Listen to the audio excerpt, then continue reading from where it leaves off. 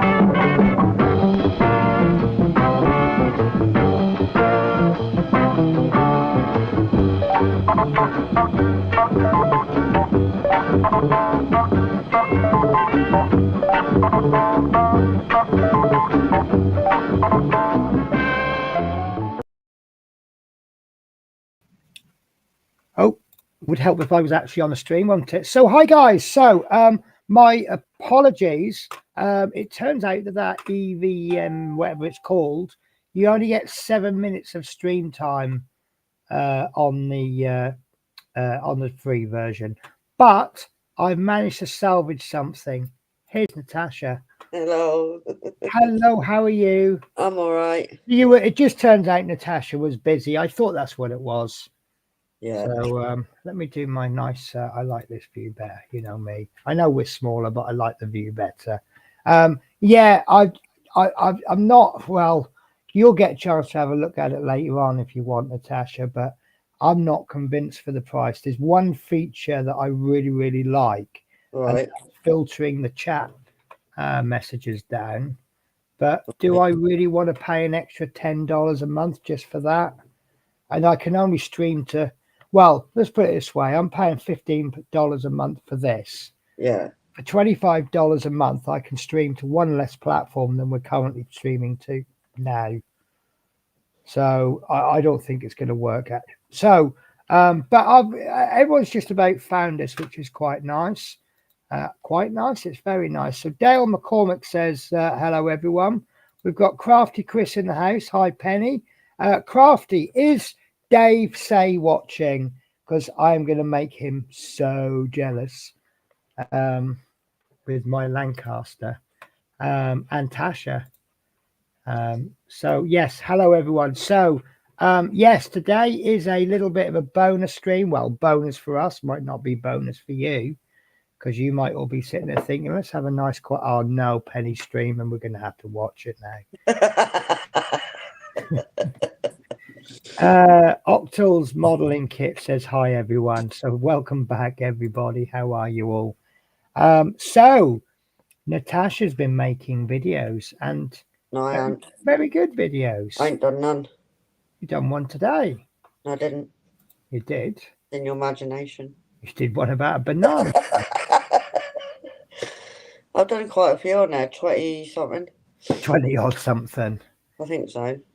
Yeah, and then I'll just stick with it. No, it's good. I mean, if you look at my videos when I first started compared to now, you'll see I've got a lot more confidence than I used to. And I think that's happening with you. I just love the way that you're like, I don't know what it is, so I'm calling it a plane.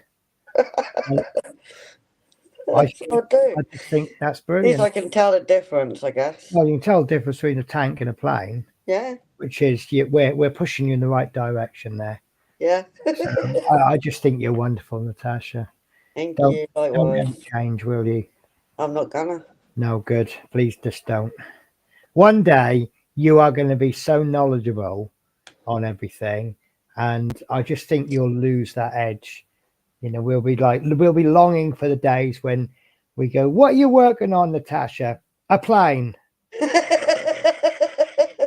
I'll tell you what, I nearly slapped a guy in a square in the chops the other day in the shops. Did you? I was behind him in the queue and he was buying some beer, and the bottle looked quite interesting.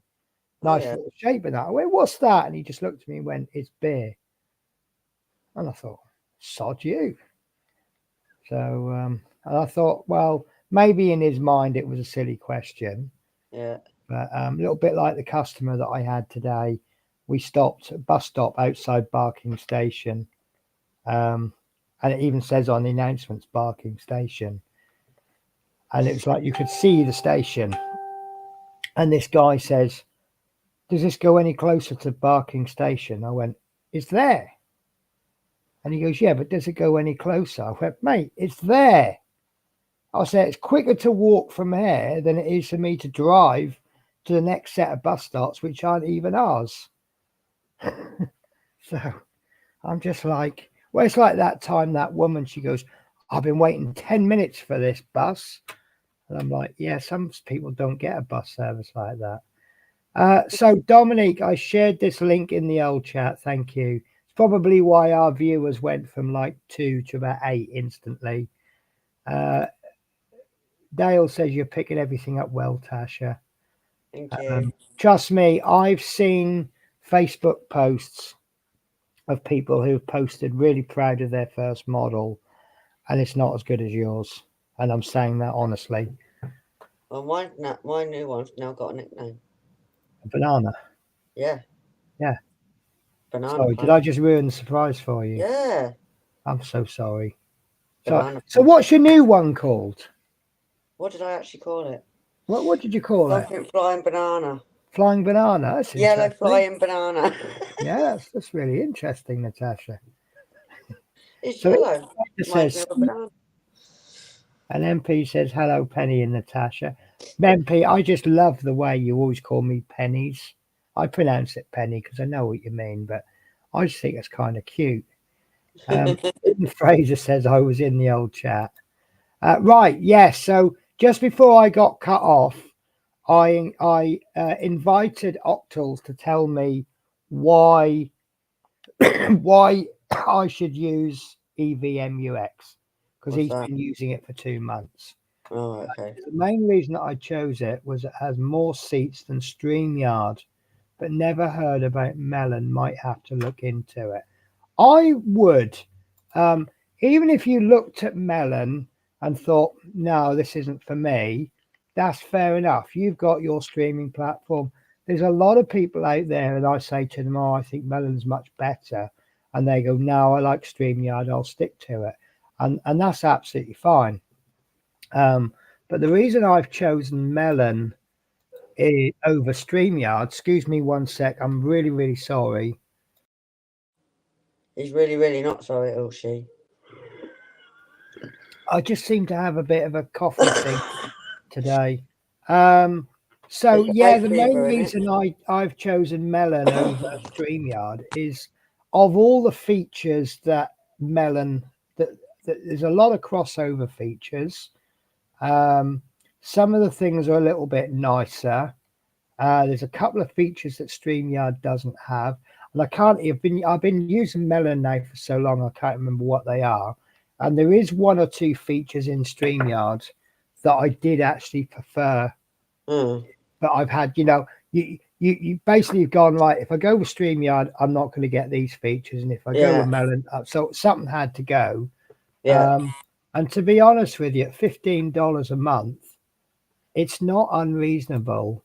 And I'm not going to pay an extra $10 a month just so that my chat at the bottom goes. So, I mean, one of the silly features I like is the fact that when I hit the go live button, it automatically plays my video. So I haven't got to coordinate. Yeah. So let me find my video. Like you ain't got to choose it, or no, you load up the intro. So you got this one, right? And then you set it. You got a button on the side, and it says set as intro, set as outro, delete. So this is right.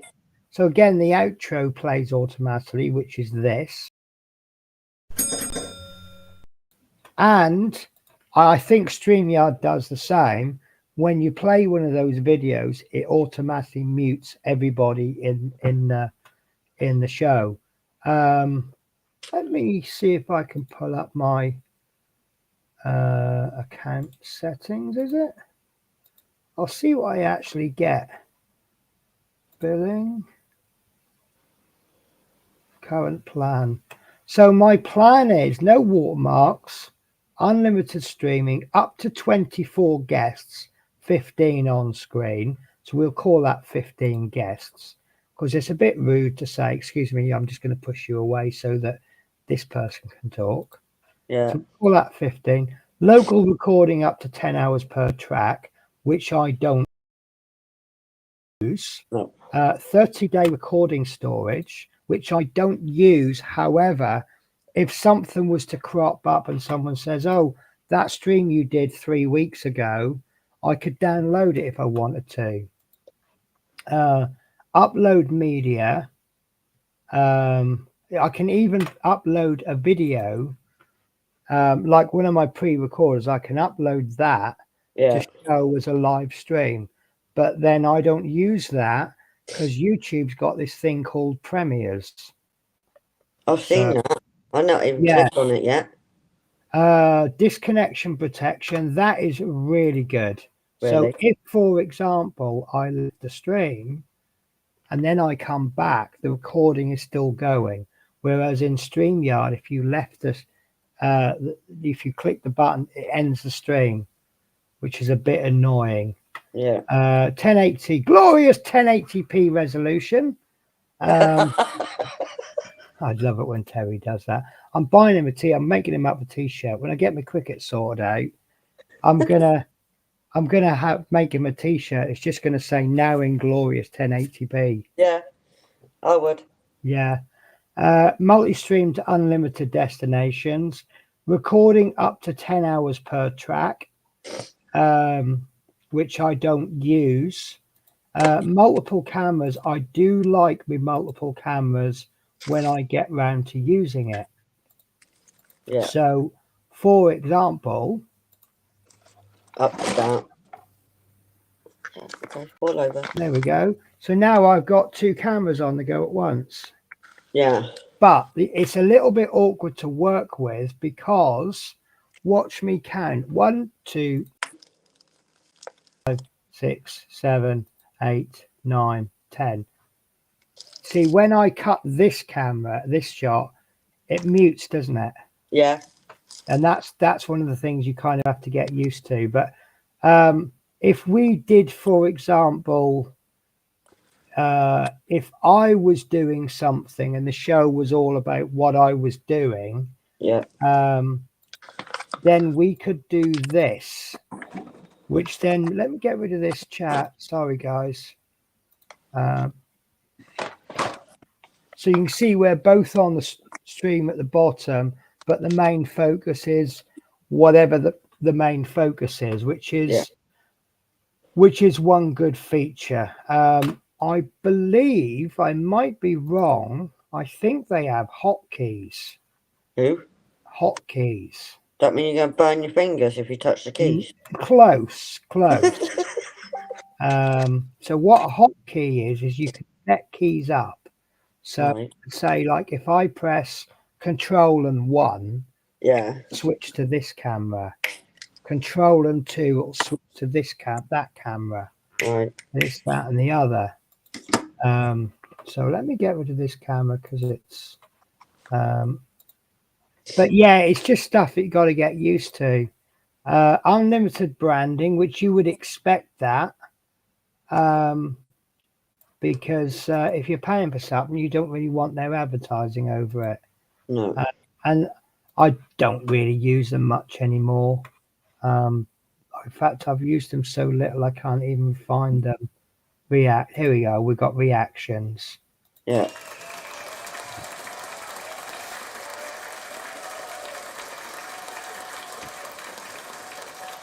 Now you seen that and took advantage of it.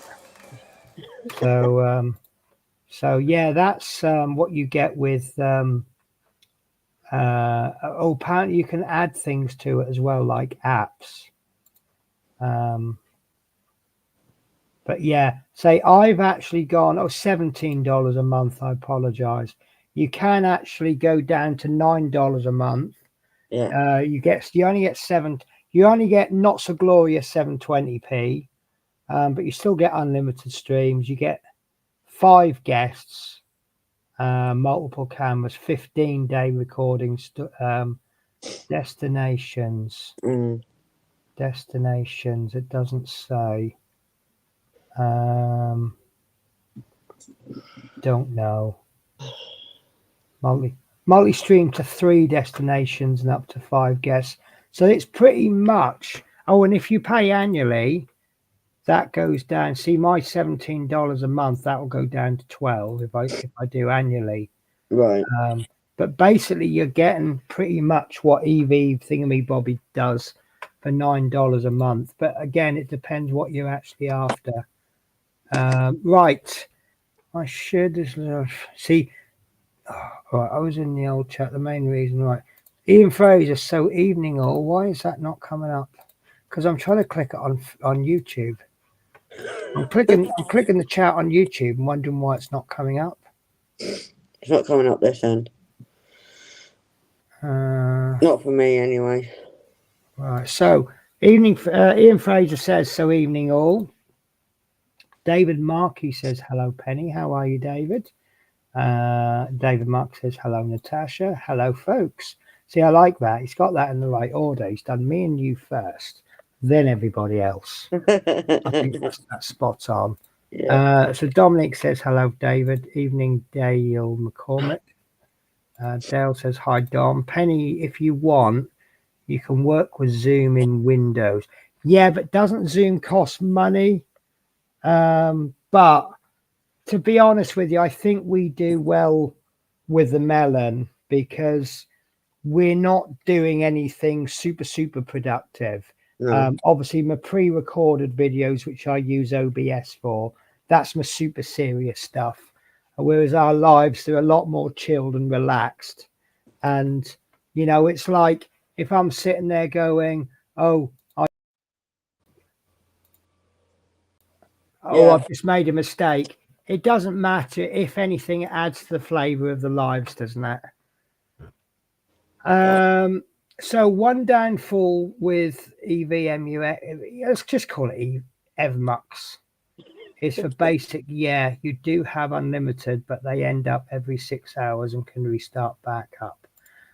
John Alex Scale Modeling. Hiya, Penny and Natasha. How are you? Oh, guys, I forgot to do the. Right. Bear with me a sec, guys. The thingy-majig that does the job. The thingamyjob bit jig that does the job. That is probably the perfect name for it.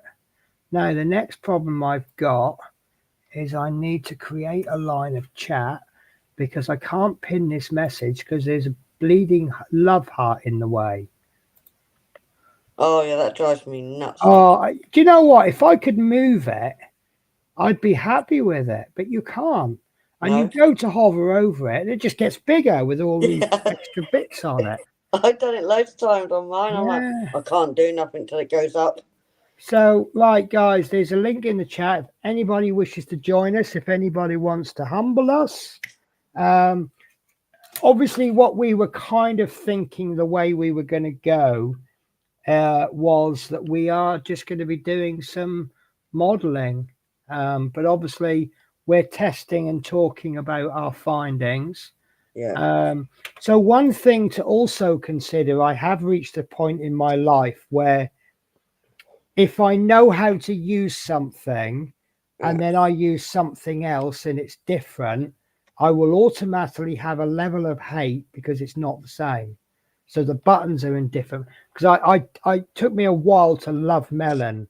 I liked it virtually from day one, but I really tried to sort of stick with StreamYard because it was what I'd got used to. And I hate changing any kind of software because I have to learn new things. And then I'll be using it for 5 years and going, well, the problem with this is we haven't got this, but we've learned to live without it. And then someone will come along and go, yeah, it has got that. All you got to do is go click, click, click. And I'll go, It do. yeah. So, right, MP says, hi, John. John Alex says, hey, Emmanuel, how are you? David Markey, hello. Do you know what? I'm going to say this. I got one of the best live shows in the world because we got some heavyweights in the chat, haven't we? We regularly pull some heavyweights. the MPs, the Dominiques, the John Alex scale modelings, just to name a few. And that was said in no particular order. John, don't think I regard you as number 3. I'm not telling you what order I'm putting everyone in, but you know, there's a lot of there's a few good scale modelers in my channel. Just gonna mute a minute. Arky, hi, hello Chris, hello Octal, hello Dave, hi Dave, hello Ian, and there's my link if you wish to come and join us. Hello MP, hello John. There's a way to remove it, Penny. It's convoluted. I love that word, isn't it? John, hi David. Wayne Welly, the love heart is YouTube's attempt at copying. Yeah, this is the thing. YouTube were kind of number 1, arguably still number 1, but they're not coming up with their own innovations. They're just copying other people's, aren't they? And some like it, some don't, some dislike it because it's a copy. I mean, I'm not a fan of YouTube Shorts. My opinion, possibly unpopular, Twitch is there to suck the brain cells out of your head, because when selecting a video is too much like hard work, to force feed you, and all you do is that. Yeah, that's, I want something, I go onto YouTube and I have to carefully select my search terms, like how to build the Hong Kong models Lancaster. That's a hard one, to figure that one out, isn't it? And how have other people been building this particular model? I don't want to have to scroll through a million videos in the off chance that one of them will be how to do the undercarriage on the Corsair. So, got on my nerves many times. Hello, Wayne. No, it's free, Penny. I thought, well, yeah, I mean, I've used Zoom. I use it quite a bit, mainly when I'm a guest on some, like a meeting, and have the tool of Zoom. Hi, David. Listen, I'm probably going to stick with Melon. I will have another look at StreamYard, because I can. It's been so long, I can't remember what you get for your buck. Yeah. But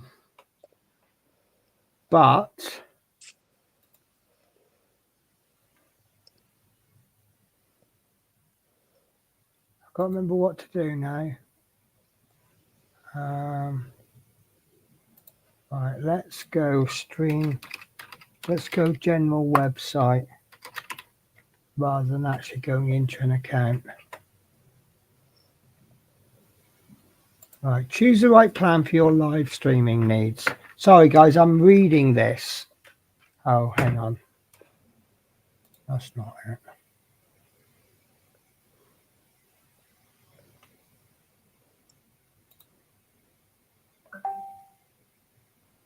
Oh, hang on. I can't find this. I can find it, but You can. You got it. right. StreamYard pricings. Right, here we go. So for free, you StreamYard, you can stream with the logo in your corner. There are stream limits, local recordings, 2 hours per month, 6 on-screen participants. For $20 a month, you get all the features are free with no. But again, I don't see that as a perk. Removing all the StreamYard advertising, if you're paying money, you would expect that. 50 hours of storage, don't care. Unlimited streaming, get that with Melon. Unlimited local recordings. 10 on-screen participants. Live streams are recorded. Multi-stream to 3 destinations. Guest destinations, logo overlays, backgrounds, pre-recorded. That's for $5 more than I currently pay. If you now go up to $39, which is more than twice what I pay, you can now have full HD in glorious 1080p, which I get with Melon. 12 backstage participants. Pretty much the same. So you're basically, all I'm doing for that extra $19, I'm paying for full HD, which if I didn't get full HD, I'm not overly bothered about. Because don't forget, if you've got 1080p, you need the webcam to go with it. So that's why I don't think StreamYard's worth it for me. And right now, I mean, if I now give feedback to Melon and say, look, I'm tempted to go over to this piece of software, is there anything you can do? And if they say, yeah, we can work on it and it's in the pipeline for soon, I'll go, right, no problems. I've got no intention of leaving Melon. But the only problem I have with Melon, and I think it's to do with the speed of the internet, it seems to go, don't we have fun with my German stream Melon? Oh God, yeah. I can't get in. Going over, yeah. Natasha can't get in. It keeps going over to German. I can change it to French, German, Italian, Spanish. But as soon as I change it to English, it goes over to German again. And I think it might be to do with the speed of the internet, because it happens more often than not in the hotel. It hardly ever happens when I'm at home with my glorious, so fast I can't even say how fast it is, 2 gigabits per second. It's a lot. It's basically it zoom zoom zoom. Zoom, zoom, zoom. Zoom zoom zoom. But on You got that camera there? What? No, I've left it at home. It's too much hassle to keep undoing and redoing when this will do. So John Alec, get luck. John Alec uses the free StreamYard. And if it does you, if you do the occasional live stream, if you're doing your 2 hours a month, you know, we do a lot more than 2 hours, and we do more than 2 hours a stream, don't we? No, it's 5 minutes. 5 minutes, yeah. Maybe we should get Mike to argue that with StreamYard. Oh, how can they have run out? They've only had 5 minutes. Yeah. So, yeah. Anyway, I had a nice adventure today. Did you? Yeah, my neighbour contacted me. She said, what's this? I found this sodden parcel. The courier had left it outside. The courier thought he'd leave a cardboard box for a customer outside by the wheelie bins in Scotland in February. He thought that would be a great idea. Now, I was lucky my neighbour found it because it had a scale model kit in it. Now, I don't care too much about the packaging. If the inside's fine, that's all right. I don't even care about the cardboard box the model comes in. What I obviously care about is those decals. So, but everything was fine. Thankfully, MJR Hobbies, we have this little bit of a wind up. We joke. There's a guy called Danny does all the packaging, and we always joke and we go, "Oh, done well." You see it, new people. Yeah, I got into the packaging, no problems. And they're like, "Don't say that, because next time you get a parcel, he'll package it up." And I did it once. I said to him, "You didn't beat me, Danny. I got into it in 3 minutes." Next time I order something off him, I think he used an entire roll of packing tape. And he does package well. And obviously, packing tape is waterproof, isn't it? Whereas cardboard isn't. So I'm a little bit worried about my next purchase. Would you like to see it? And I had a bonus today. you got another bonus? No, well, I'm well chuffed. So let me attempt. Sorry, if everyone's watched my streams before, you'll have seen this, but this is just one criticism I've got. If I can find it. Screens. This woman's face. Oh, I'm not showing it yet. There we go. That woman's face. So, yeah. So I finally bought my electronics thingy for the Lancaster. And I'm well chuffed. But, so this is where the bonus comes in.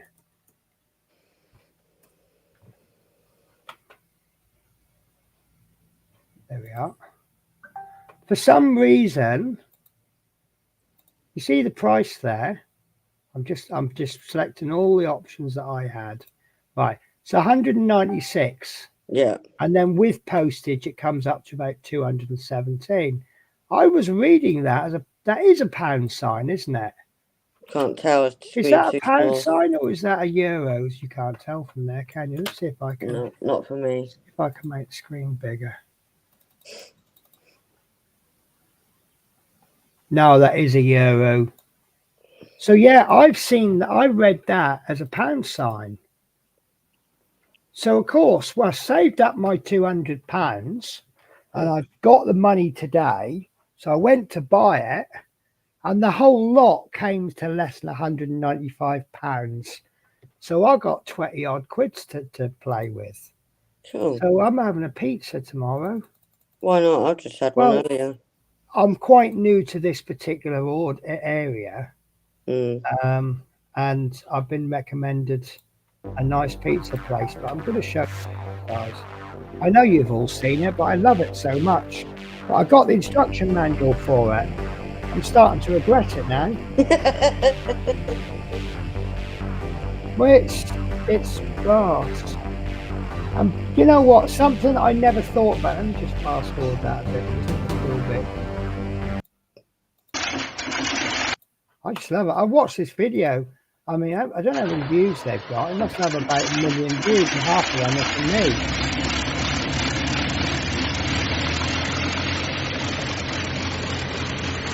One foot, well, it must be the speaker, but it's one speaker per room. I think it's 4 speakers. But I love it. And I bought more I think I spent more on aftermarket than I have on the actual kit. So, but yeah, I can't wait. But he reckons that'll take about a week to come. I think his actual words were, it'll be about a week. Welcome to Brexit. Or enjoy your Brexit. That's it. That's what he said. So, I would have swapped that. I said, yeah, I enjoyed my breakfast. Yeah. Well, see, I've just got a funny feeling that there might be VAT on that when it comes through customs. So there might be another 20%. So I might have to hold that pizza off. I might need that for customs and excise taxman. Mm. You know, taxman's done nothing for it. This guy in Belgium's done all the work, and I've still got a load of hard work to go. But the VAT man will get his cut for something that wasn't even made in this country. Yeah. Yeah. I've actually had an argument with a taxman before. I said, why do we have to have this tax? And they say it's to protect British industry. Now that in itself is a good statement. Yeah. If everything coming from abroad is taxed, then you're going to buy things made in Britain, aren't you? But I said, but what if they don't make them in Britain? You tell me where I can buy this motor and light kit in Britain. Mm. And, various other stuff I've bought. If I want to buy a mango, tell me who's growing mangoes in Britain to the same standard as the Indians. Yeah. So, but that's how the taxman works. And unfortunately, it's one of those inevitabilities, isn't it? You're born, you die, and everything in between, you're taxed on it. Yeah. You want to have fun, you're taxed on it. You want to be miserable, you're taxed on that. There's no getting out of it. No. So that's on its way. That mango over there. So by the way, guys, this is my newer hotel room, which I do quite like. One interesting feature, I think it's one of the older rooms, but I did specifically ask them if I could I have a larger table. and my table is this long, which is much better than that little. That last time I was here, I had a small little triangular table. I couldn't clip the camera on properly because it didn't clip around the edge because it had a little bevel on it. So I had to actually clip it on the handle. You got like a little pickup handle, and then I had the PC was balanced on an empty suitcase. If I ran past it too quickly, it'd fall over. And I had stuff, as you know, I had it all on the sofa, and I emailed them a couple of days beforehand and said, "Oh, I know I'm after something with a longer table." And I thought if you get more of something, because obviously the room is only so big, I thought maybe you'll get less of something else, and not really. It's in fact actually I've got an extra light. See that? Cool. Yeah, it's a little desk lamp. It's about a mile up. It's only screwed in with 2 screws out of the 4, but and the switch is very precarious. And my favourite feature, a lot of these rooms, they've got kettles that are hardwired into the wall so that you can't unplug them. And the kettle's obviously broken, and they can't. It's obviously a different size kettle, and they can't get a new one. So there's a separate kettle. So way over there, see where that door is? Yeah. Opposite that door is where my tea and coffee making facilities are. Mm. But a kettle is there underneath the television. So when all the steam comes out of the kettle, it just covers the TV. Yeah. And I'm like, yeah, I ain't switching that telly on, especially if I want to make a coffee. So, but yeah, it's all right. It does the job. And as you can see, I've got plenty of room. Oh, this is another feature that I do like on Melon. Changing the camera. It's so much easier to do. So this is what I'm working on. Started working on it yesterday. What is that? Oh, It's a bit of a love-hate thing. Love-hate relationship. It is a little bit at the moment. That's what I'm working on. Oh, okay. But Flash, not a problem. There's I mean, they're all gone now because I worked very, very hard on it. But I've got all of these ejector pin marks on them. And I'm trying to figure out if the ejector pin marks there are supposed to be there, because they look quite even and nicely spaced. They do, don't they? Yeah.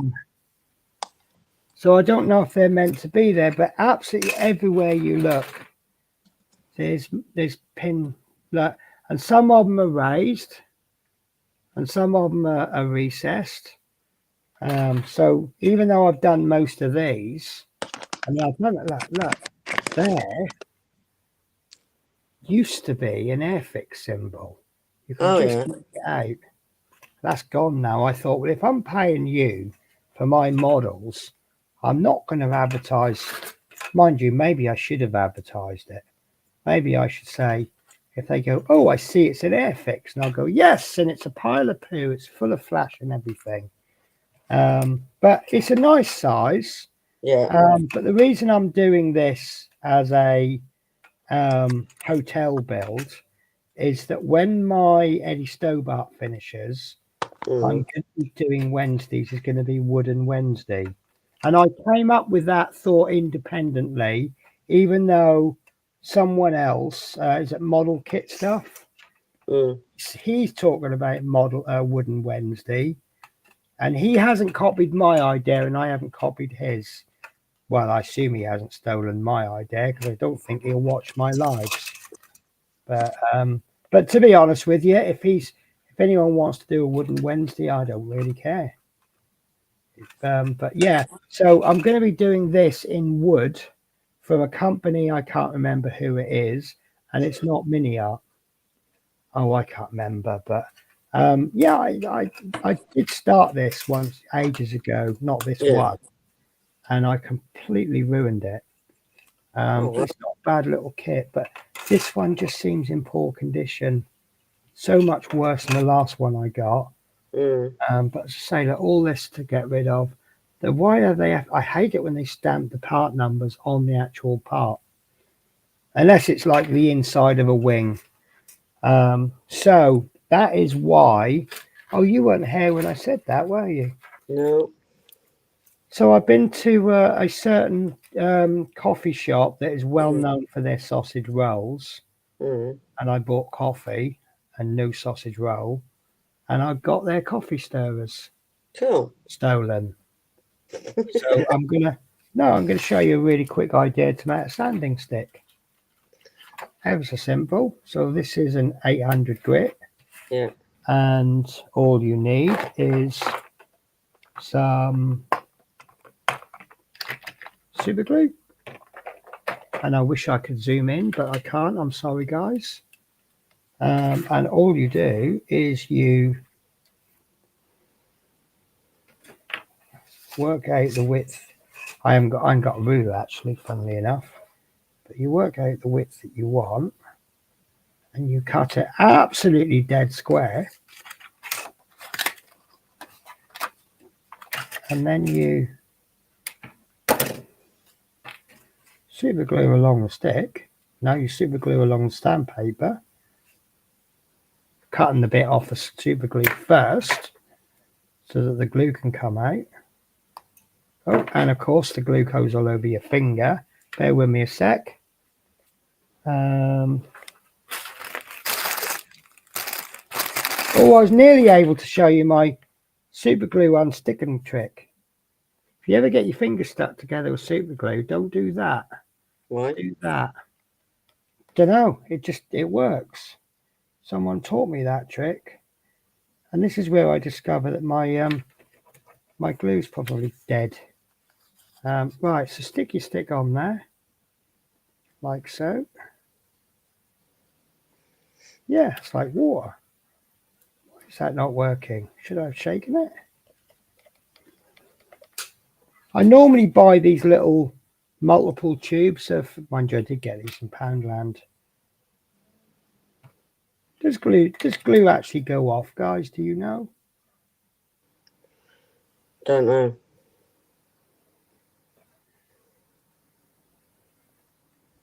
Yeah, that's not sticking. I've never known that. Brand new glue.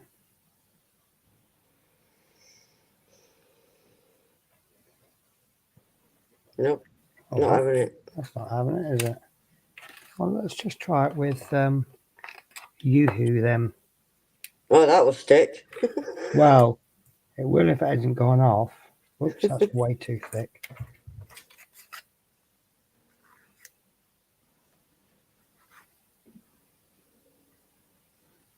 That will stick, but in about 5 days because it's so thick. Anyway, once that's set,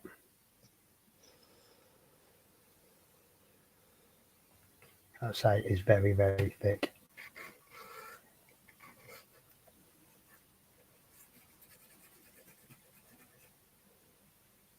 This is the theory anyways, you know, nothing ever works on camera.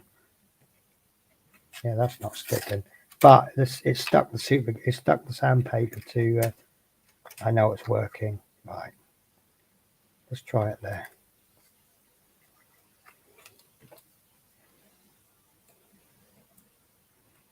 Right, so we stuck our first bit of sandpaper on, and then I'm just going to apply another thin layer to the stick. Very thin, as you can see. And I'm just going to very tightly follow that contour. Contour, is that the right word? Don't know. And then I'm going to trim the sandpaper off. Like so. And now that's not stuck down. So that is about the most useless idea I've come up with. Yeah, but you tried. Well, it will work. It was kind of supposed to work. Maybe I should have left it long to set. Maybe I should have used something a bit better like Gorilla Glue. Something that actually works. But yeah. So yeah, that's kind of the idea anyway. Yeah. And now I've stuck the sandpaper to the cutting mat. But that's basically a sanding stick. Cool. And obviously I would have set it further up, but for some reason it's decided to be a bit naff. But it has actually stuck. I'll tell you what would have done this.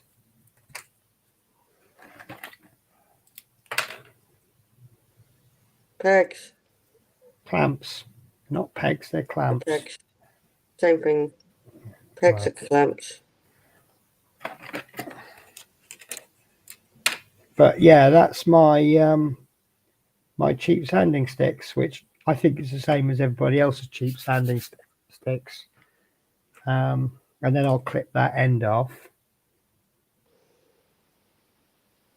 But yeah, so yeah, I bought loads of sanding sticks before, and they're all right. They do the job. I'm not going to knock proper sanding sticks.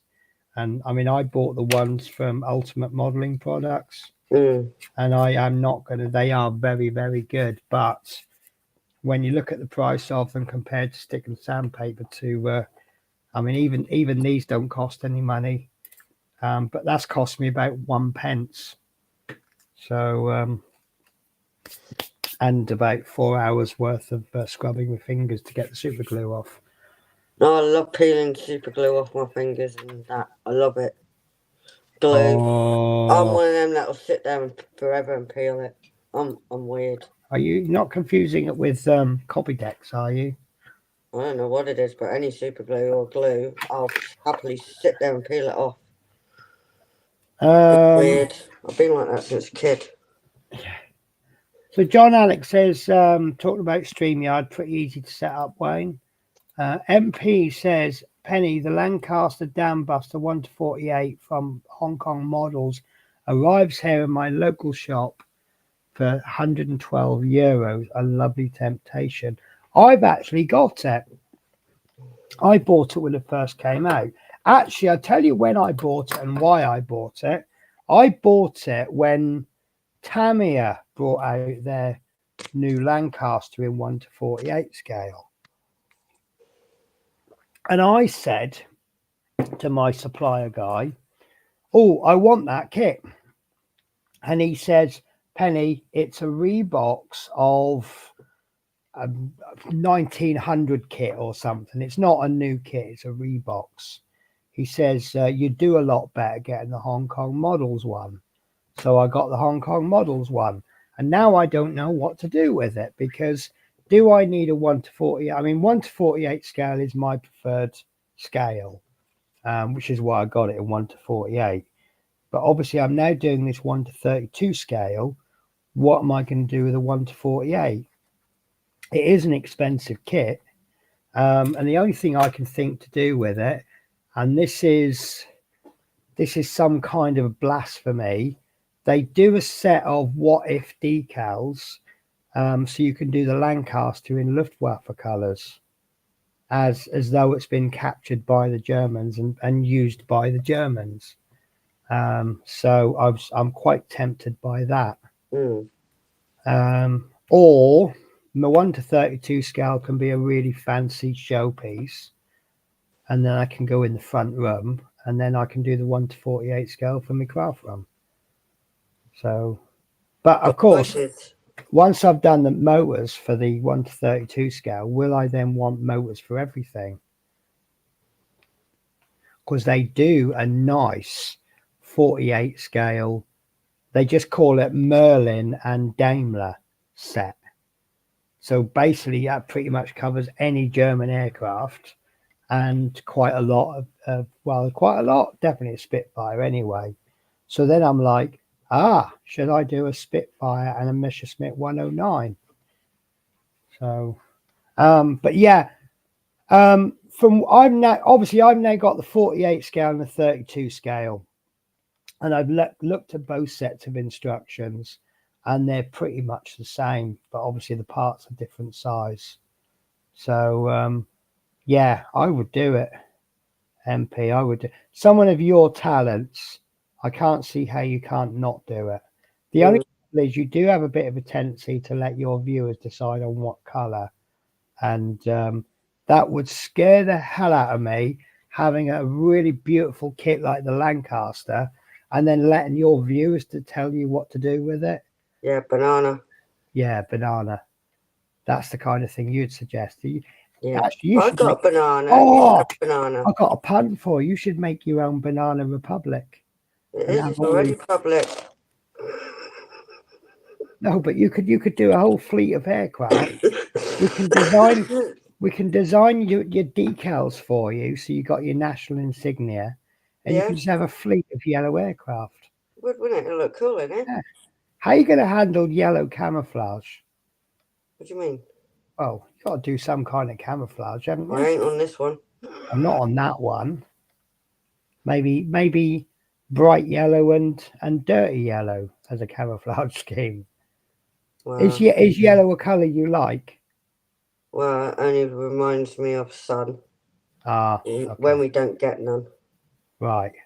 Oh, so when it's a dark and gloomy day, you can look at your model kits and go, I'm ah, glad I got a yellow one. Banana. banana, banana. Ever since I've had it out, I've called it banana. No, that's fine. You call it what you like. Yellow banana. But Dale says Budgie Airlines. Yeah, I put budgies on. Yeah. Oh, so shall we buy her a 747 then? A what? 747, What the frick's one of them? an airliner, Oh, yeah. Oh, yeah. big Right. one, big jumbo jet. Sorry, a big banana with a bulging bit on the top. That's cool. It's a huge banana. Yeah, with wings and 4 engines. It's got like wings for the birds, hasn't it? Yeah. Hmm? Maybe we could teach you how to blend colours and you can do budgie colours on it. Oh God, the colours they are. So Dominique says, what is your favourite colour? Who's? Yours. Everyone knows Pink. my favourite colour. Pink. Pink. There you go. Pink and yellow. Does that go? Not really, does it? No, but have you seen people have dressed like that before though? What, you mean like Katie Price? I don't know, but there's She's loads a of bit people of a that have pink. loads of colours on them now. Oh, yeah, no, that's the way, isn't it? I tell you what, I see some, the fashion of guys wearing trousers, like so their bum is exposed. I see some kid today, his trousers were pulled so far down, they were around his knees. What? I know. And I'm like, don't ever get in trouble with the police because you won't be able to run away from them. No, not properly anyway. No, I just duck into a bin. I had a guy on my bus today, he didn't want to pay. I said, I can't let you on for free. And he went, because earlier on there was 2 police got on the bus and they sat upstairs, mainly to keep an eye on the kids. Yeah. But they sat right in front of the camera. Whether they did that on purpose, I don't know. Mm. This guy's arguing me, well, why can't none of my cars are working and this, that, and then why can't I? And I just went, look, and I pointed at the monitor and he looked and he went, oh, turned around and got off the bus. I thought maybe I should just have police on my bus all the time. Because yesterday I counted my fare evasions. Yeah. I had 117 Bloody hell. people. That's 117 people got on my bus without paying. All school kids, every single one of them. Yeah, they don't pay anyway, do they? Well, they do and they don't. You see, this is where the confusion is. They don't pay, but every time they tap their cards, the council pays on their behalf. Yeah. So that's why it's important for people to tap in. The old folk don't get it either. Doesn't matter, I don't pay anyway. Yeah, but the council does. And if you're not tapping your card in, the council aren't paying. And when TfL aren't making much money on one particular route, they're going to start cutting it. Mm. So True. mind you, I don't think they will cut bus routes because I'm reading stories in newspapers about the quietest tube station And like there's one tube station apparently get like 2 customers a week. So I'm like, they're not going to start cutting bus routes, are they? Because 114 people a day aren't paying. Who knows? No one knows. I don't know what's going on with the water in this place. I don't know if it's the water or the milk. I bought some milk the other day, and it was on the reduced section. And the next morning, I made coffee, and I thought, I think that's off. And then I made a coffee this morning with hotel milk, and that tasted a bit funny. And I bought a pint of milk from Sainsbury's fresh, not reduced, and this coffee tastes funny. So I don't know. No, it's not the coffee. Well, it isn't, because it's 3 different coffees. This particular cup is a freshly opened jar of Kenko's very finest instant. The very best instant you can get. They've cut several bus routes and altered others here in Wales. Yeah, don't they do a rather than cut routes? Don't they just like combine them? So your trip to Swansea, 10 miles away, now takes 3 hours because it visits every single village on the way. Oh, it drives me mad just getting to Blackpool or Preston. Well, yeah, but it's like when I went to visit Chris, you get a train to from Newport to I've forgotten the name of the place now, and he lives between 2 train stations. So you can either go too far and get a train bus up, or you can go too far, not far enough, and then get.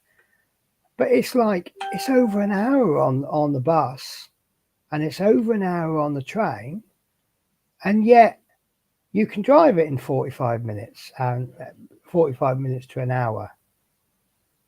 So I don't know what's going on there. So yeah, it's a hell of a journey by public transport. I was so happy when I got a car. I could do it in like a quarter of the time. So, but yeah, I like Wales though. I will stick up for Wales. I lived in Wales for a while. I lived in Wales for a while. Yeah, and I loved it. I do love it. The views are absolutely amazing though. Yeah. I liked it for the views. Yeah. Well, I've because I lived in Norfolk. I grew up in Norfolk, and I had a motorbike in Norfolk, and because in Norfolk you could pull away in 3rd gear. In Wales, you're stalling in 2nd gear because you got hills. That's all you got there. Yeah. Up a hill, down a hill. Yep. And it plays havoc. You got your sun visor on your bus, and you're going up a hill, so you pull your visor down. Then you get to the top of the hill and you go down. You can't see nothing because your visor's down. You can't see. And all you're doing is just pulling your sun visor up and down. Yep. At least Norfolk's nice and flat. I know, that's what I liked about Norfolk. Yeah. And my home. Went for an hour walk, nearly died because it's up. Oh yeah, they're all 20-mile-an-hour speed limits in Wales now, isn't it? Yeah. Yeah, I don't know if that's good. So MP says hi, David Markey. Hello, MP. Yeah, I don't know. I don't know what I think to those 20-mile-an-hour speed limits. I don't care in a bus because I'd hardly go over 15, 20 mile an hour anyway. But I wonder if they've cut all the bus timetables to give them more running time. Because I tell you what, that Chepstow run we used to do last thing at night, you got to drive that at 50 mile an hour everywhere, and then you'll still be late. I had my TT600 when I was in London. Never got out of 1st gear. Now you won't in London, will you? So yeah. Right. So we've talked the talk. How about you show us the show and show us your nap? Sorry. Show us your bananas. There's banana. It's literally a banana. Let me work this out. Oh, God. Oh, God. Oh, you like Lee Childs then? Oh, hell yeah. There's my banana. That's very yellow, isn't it? Yeah, well, it needs another It's coat that, yet. yeah. Well, at least in the dark you'll know where I am. Yeah. If I held it. I can't believe Was how that yellow my it is. Caldecott? Yes, it was. Yeah, Chepstow Caldecott. I can't remember. It went somewhere else as well. That was a fun little run, that was. So how smooth is your paintwork now that you've learnt to thin paints? Well, this paint's really, really runny, so I can't do it. But you just got to put multiple layers on, haven't you? Yeah, it's really runny, so I didn't even have to add any water to it. But I did manage to do that last night. Nice. And I didn't break them bits. So you still got all your detail, have you? Yeah, I didn't even snap none of them, what they're called, like I did the last one. Didn't lose it. Oh, so you're improving then. So yeah, that's still there. Listen, I'm going to do a bit of a naughty. I'm going to disappear for 10 minutes. If you know, Right. you know. Are you right, I man? don't. On your own for a bit? No, I'm going to be all lonely. Are you Yeah. lonely? Do you know what? David Marquis just said, I recognise Mega and I know Mega. Is that spelt right? Rogette? Because that rings a bell. Yes, yes. Because you're going down the main road, then you turn right and you go all the way down the road, then you pretty much come up back on yourself. And then I think you hang a right at Crossroads and you got some shops and a pretty decent fish and chip shop. And then you follow the road up back out of the main road. Have I got that right? Port Skewett. I know the place, but I haven't been there. And the MP says, Penny, my next project is going to be the Henschel 129 B2 North Africa campaign. I'll be interested to see the paint scheme on that. I tell you what, I had a really good wind up with a neighbour of mine, and I can't remember what the place was called now. Oh, I'll have to look it up. I'm going to have to look it up. But I asked him where a place was. I know, that's it. I said to him, I go, do you know how to get to Pontypandy? And he was going, ah, yes, that's near such and such, isn't it? And I went, that's Fireman Sam, you twat. And he went, oh, God, yeah, it is, isn't it? So, right, guys, I'll leave you in the capable hands of Natasha, and I will be back in about 5-ish minutes. Right, I'm counting.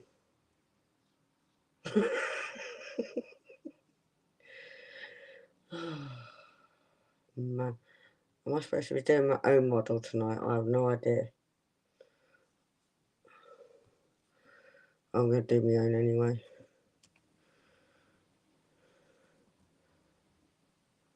Right, bear with me because I am looking.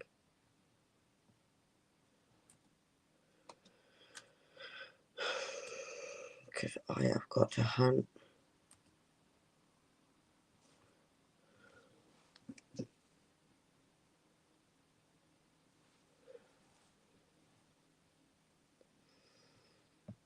Because I don't see no comments on this thingy-majig. I have to get YouTube up so I can see you all. It's weird. I'm blaming Penny. It's Penny's fault.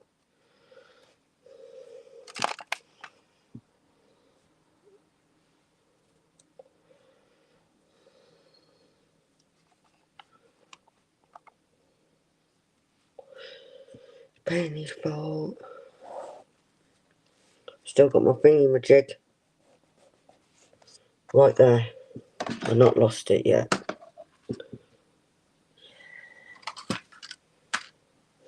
Yet.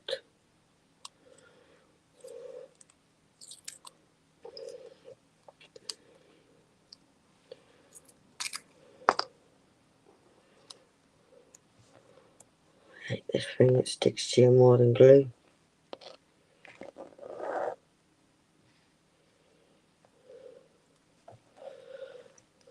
so I can paint it. It's so little.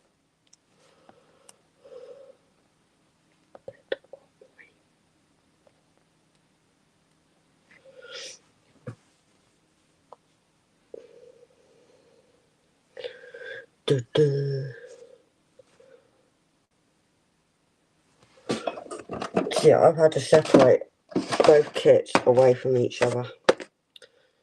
So I've got club for one and got for the other. Because it's not silly. I lose stuff. Honestly lose stuff.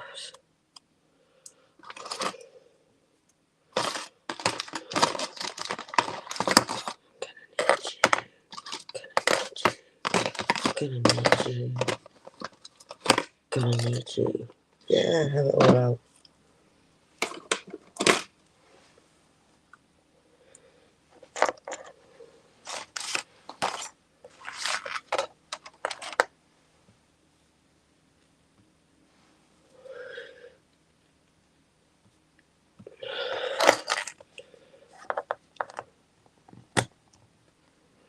Yeah.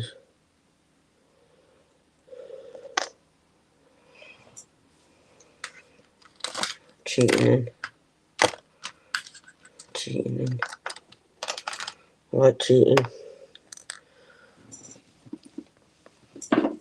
Here's some water I made up earlier. In a big one though. So I emptied me other. Yeah, paint all over me. Woohoo. Wouldn't be a painter if I didn't do it. Right, I'm not having it anywhere near my laptop, I tell you now. No way.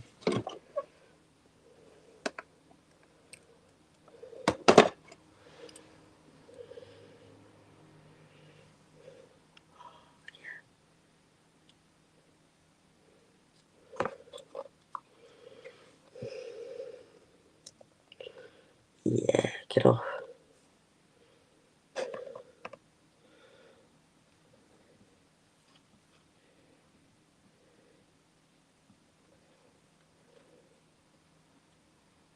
That's what I'm doing. I'm painting literally on it. But it wasn't on the sprue last night. I took it away. Literally, I took it away off it last night. On Terry's stream, so I couldn't do it on it. Because I was silly. Penny! Hello, I'm trying to change the view so that I'm on, but yeah, there you go. So that you're still big. Yeah, but then what about you? I don't mind being little. Mm. So yeah, I'll just do some catch up. John Alex says that's a great yellow, Natasha. Dale says yellow is a bugger to paint. It is a bugger. Yellows and whites, they are really hard. So for you to get that good, that result that good, it's not easy to paint yellow, but looks very neat. I see. I've got that problem coming up with my Lancaster because I've got to do black propellers with yellow tips. So do I go yellow first and then paint with black over it? Or do I just put like 58 coats of yellow on? I paint it black and then do the yellow because I struggle to even keep that. I'm pretty sure someone told me to use a pink primer and then paint the yellow on top. Probably should have done that, but I didn't know. Well, you didn't know, and I don't know, to be honest with you. So Dale says paint it on the sprue, Tasha, then clip it off. Yellow is the worst to get right. Red is a terrible one to get right as well, isn't it? Because any slight defects, it will show up. Dale says, yeah, I heard that too. I think it sort of warms the yellow up, doesn't it? Mm. So I suppose if you're doing something, I suppose I'd better do something as well then, hadn't I? Yeah. There we go. So I'm just sanding. That's all I can do. I've got to find the instructions now. Here they are. Little History was surprised that I knew so much about the kit. And he said, You haven't got instructions, have you?" I went, "Scale mates. Have you ever seen scale mates, Who, Natasha?" me? Yeah. No. Right, let me show you scale mates. Why it is absolutely brilliant.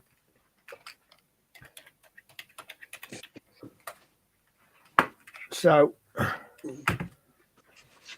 screen share. So, if anybody has never heard of scale mates, it is www.scalemates.com.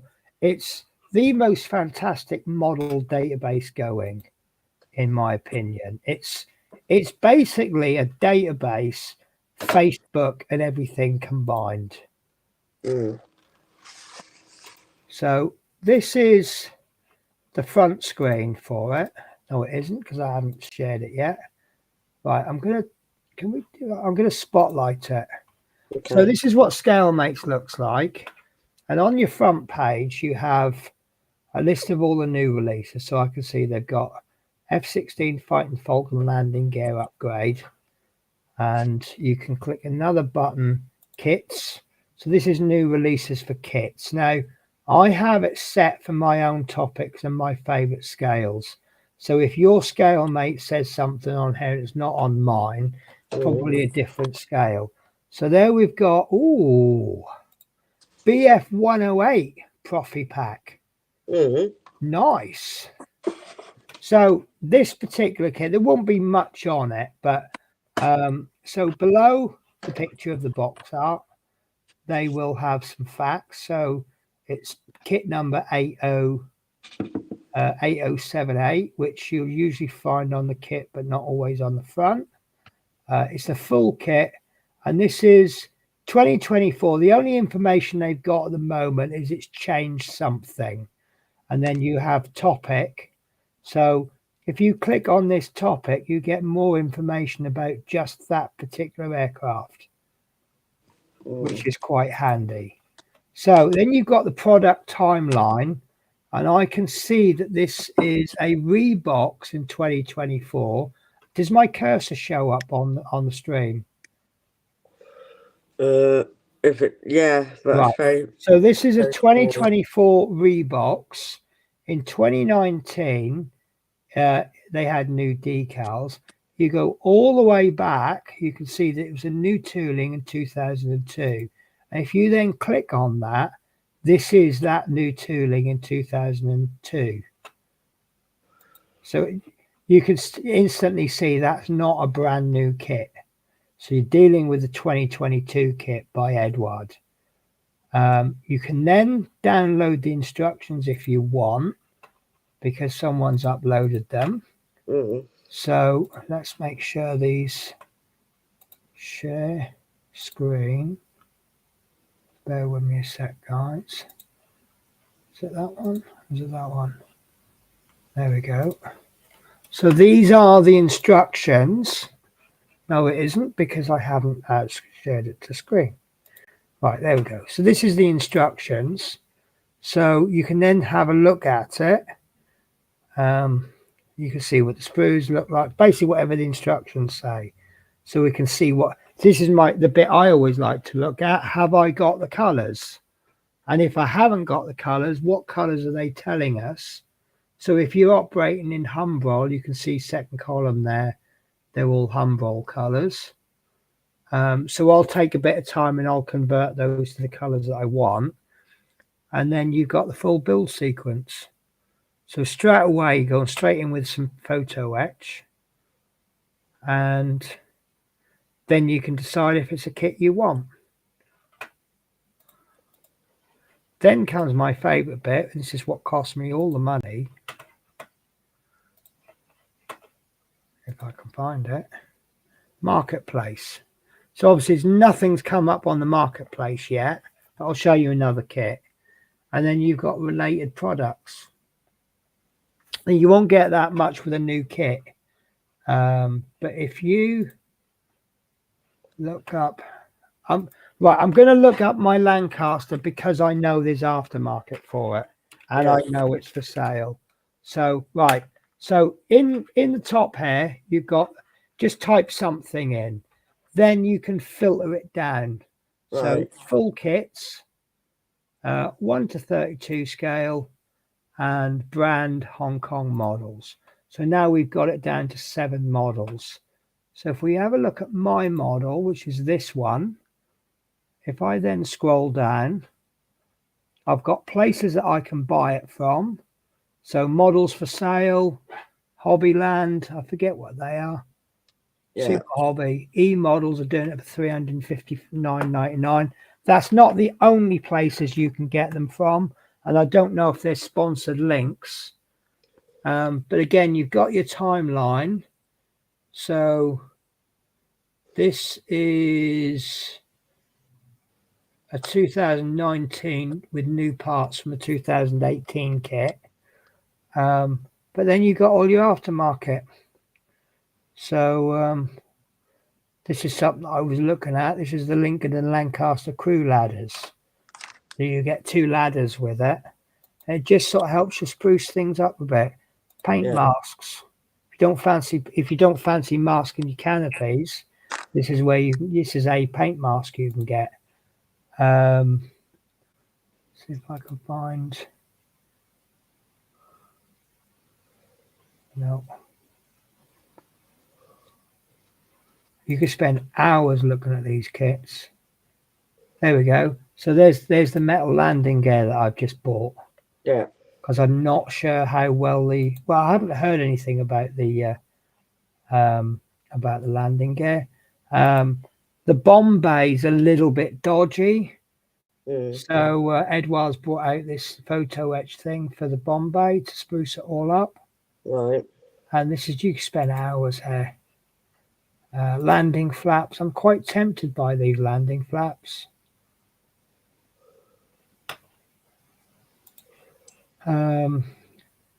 Codes and letters. So if you want to change the numbers on it, the numbers and letters. And yeah, so, and then if you, it's hard to do.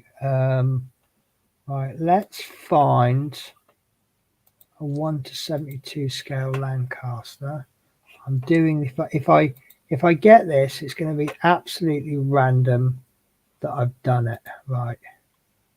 So let's get rid of that.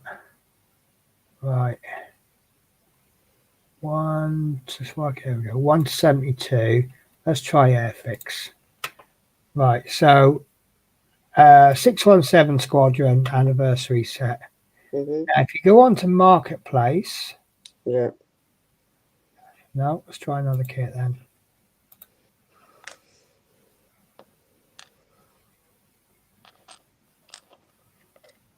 So this is another thing as well.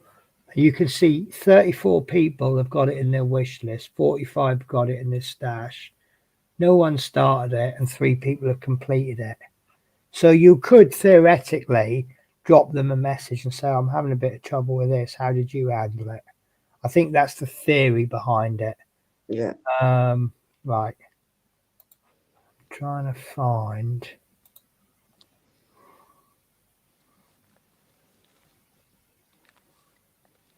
Oh, this is a nightmare.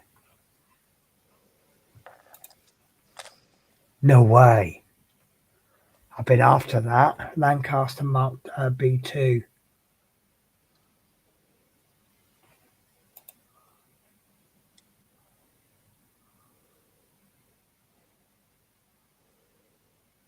What I'm at, there we go.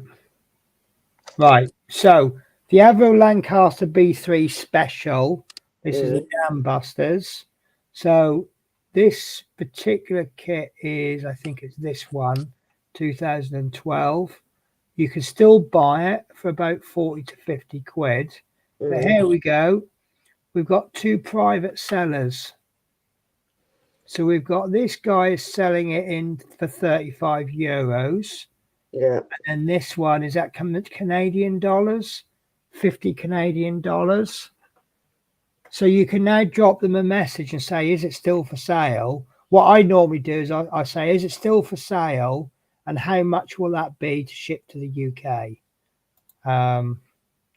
So you'll see I've got a bit of a message going on here over the P40 that I bought. So I started off, do you still have this for sale? If so, how much to post to the UK?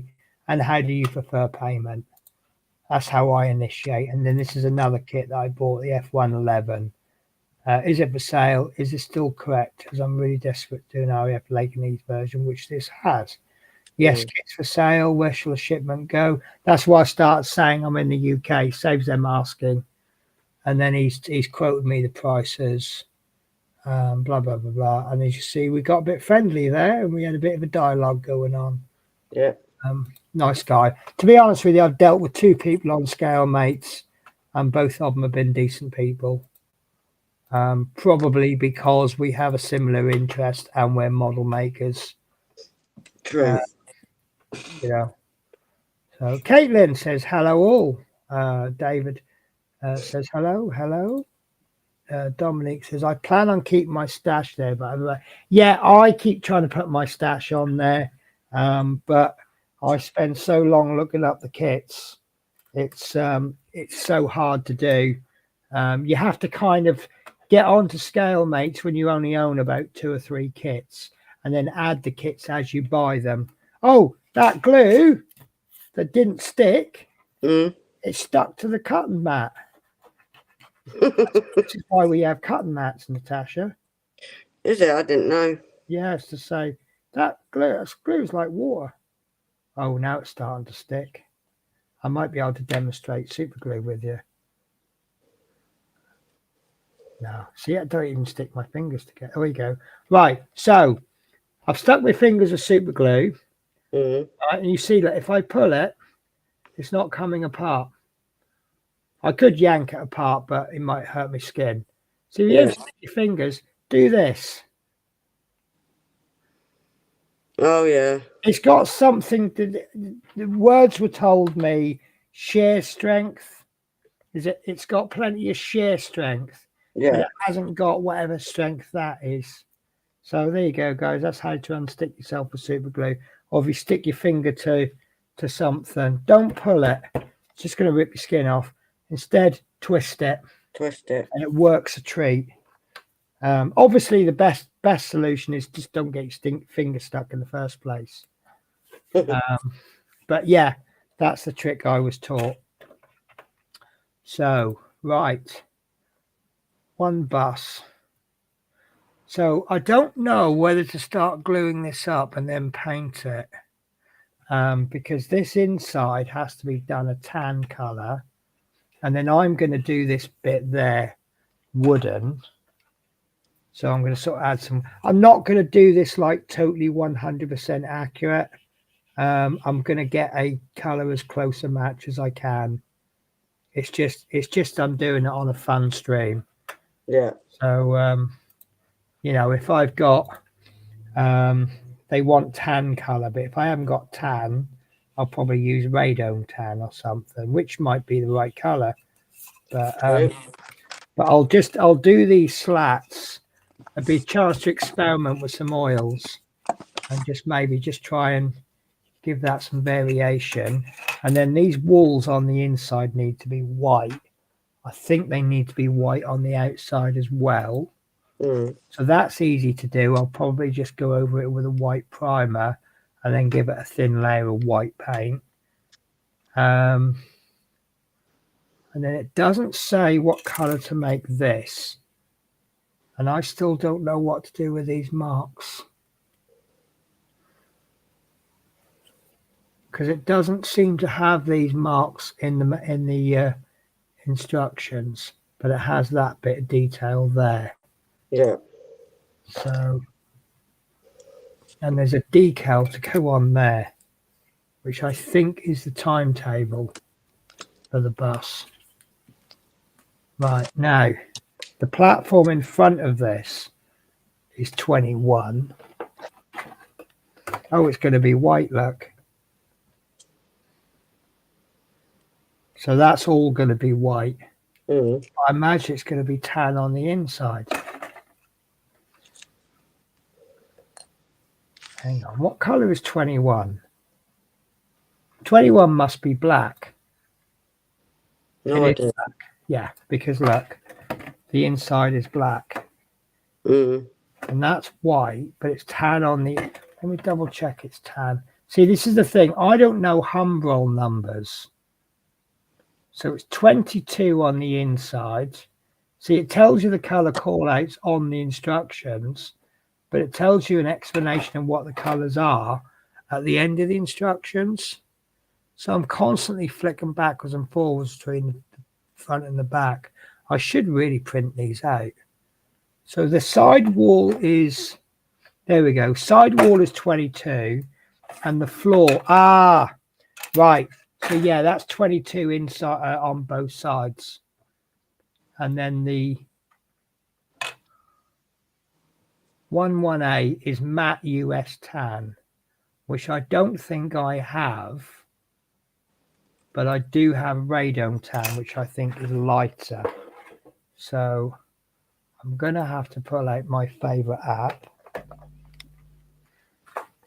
which is Hobby Color. At the level that I hobby, this is good enough. Mm. Right, Humbrol Acrylic 118, US Tan Matte, and the equivalent is, do we have an AK? They do not, but see, it's dark tan according to this. So if I go on to the RC color, I know I should get an equivalent with the AK. There we go, 11121. So then I will check my paints because I have every single paint I own with me. And they weigh a ton when the box is full. Always do. Always do. Always the way, One you or know. two pots of paint don't weigh an awful lot. Right, so I'm looking for 11121.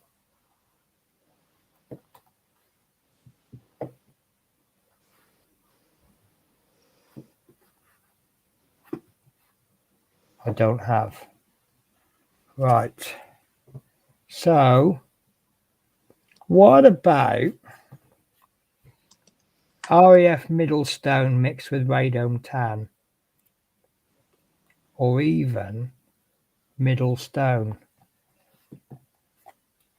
Maybe a bit of a mix of REF Dark Earth and radome to meet that in the middle somewhere.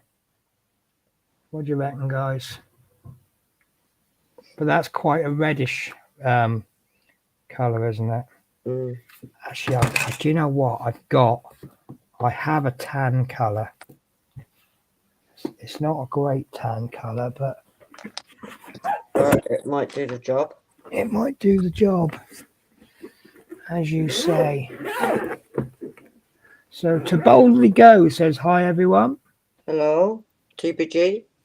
TBB, yeah. John Alex says hiya James. Right, okay. See, I'm one of these. I sort my colours out. Mm. But here we go. That's dark flash. That's what I was thinking of. So what about dark flash mixed in with a bit of REF Dark Earth? Why not? Do you think that'd work? To try it. What do you reckon, guys? Have I just made all this up as I go along and just talked out of my bum? But I think this could work because all of this is going to be tan coloured, and then I'll do some fancy work on the wood, and then these are white, so they can go in. I don't know, should I glue them and then paint them? I don't know. I've been gluing everything before I bloody paint. Paint before I glued. Yeah. That's all I've been doing with this one. I thought sod it and painting it. Right. Or should I just give myself a bit of a morale booster and just paint the figures first? Right, so the back wall is 22 and the front wall is, well, if the back wall and the side walls are 22, then the front wall has got to be 22 on that side. And then it doesn't say what colour to do it on that side, but according to the box art, it's white. So that's nice then. So all four of these pieces, and I've lost a piece. How can I lose a piece? There we are. So all of those are going to be done in white, and all of that is done in tan, and I'm going to assume the bottom is done in black. Whoops, box has just fell over.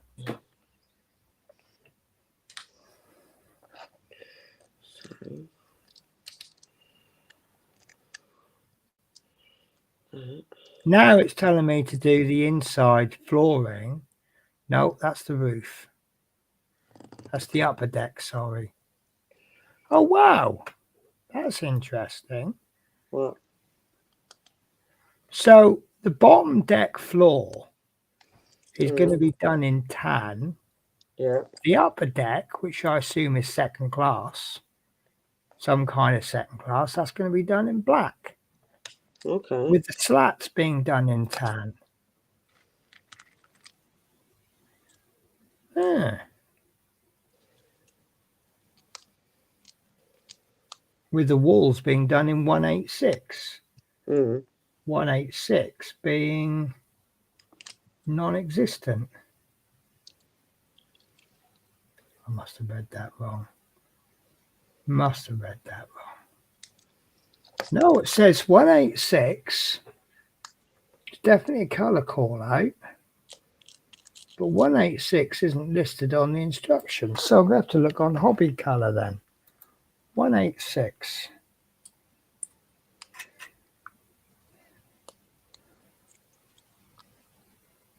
Matte brown. So is that just wood that hasn't been painted then? Could be. Sounds like it. Pennies, with the program color mixer I sent you, download the picture of color in gallery and calculate the formula in drops of paint. Good point. I know you did send me that, which means it will be right near the end of my list. And I can't remember what it was called. Real color mixer. There we go. Trouble is, you can't put model paints in though, can you?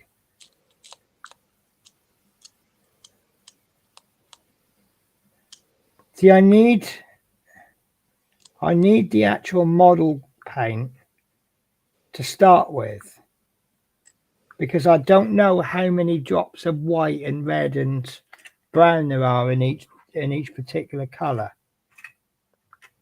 But don't they do something like that in hobby color?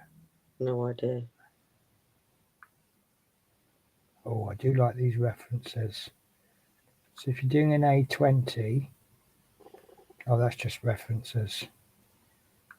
They do have one where it's color callouts.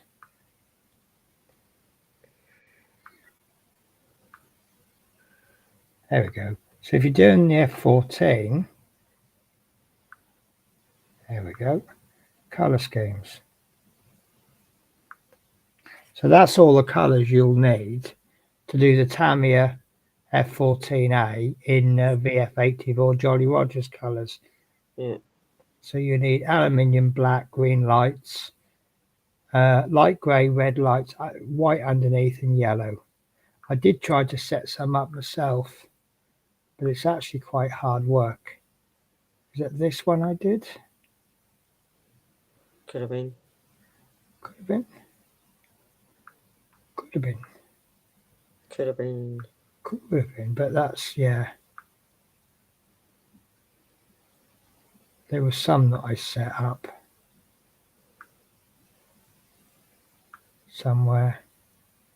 I don't know.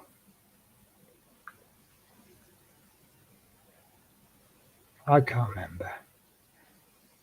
So anyway, yeah. So that program, fantastic. It tells you how to. You take the picture color on Google, then pass to the gallery. Take the point of color save, then search and take the formula. Do you know that sounds an awful lot of work though, MP? I'm more of a let's drop some paint in a palette and see what happens kind of person. I've got a rough idea of color theory in the sense that I know if I add yellow to red, it makes orange. And the more yellow you put in, the closer it comes to yellow. And the more red you have, the closer it is to red. So obviously I can produce various shades of orange. And I got that from doing figure painting, because when I first started painting figures, I got told you need this color for the base, you need this for the first highlight and that for the final highlight. And then as I got a little bit better, instead of having a 3-stage highlight, I introduced a 5-stage highlight by mixing the colors, the base and the layer, and then the layer and the second layer. And then as I got into glazing, I took that up a step further by going in between each color, but really thinning the paints down and glazing it in to get that nice blended effect. And it's just, that's how you build things up. You go from 3 colors to 5 colors to 9 colors, and the transitions are so much nicer. Not saying that the 3 color it isn't nice. Another issue I had, I'd used a purple scheme to do a cape, and it just turned out absolutely awful. And someone said, "Oh, slap a red wash over it." And you know what? It blended it all perfectly. So, you learn. This is what I say to you: make mistakes, and that's how you learn. And that's how I've learned. No matter how good or bad you think I am, I've made mistakes and I've learned from them. Right. So the underneath is predictably black. Yes. So I could build the undercarriage. What do you call it on a chassis? Yeah. Which is I think so. Yeah. So these will want to go on then. So that's piece 10. So that's going on there. Do you know what? Old Airfix instructions are not the best.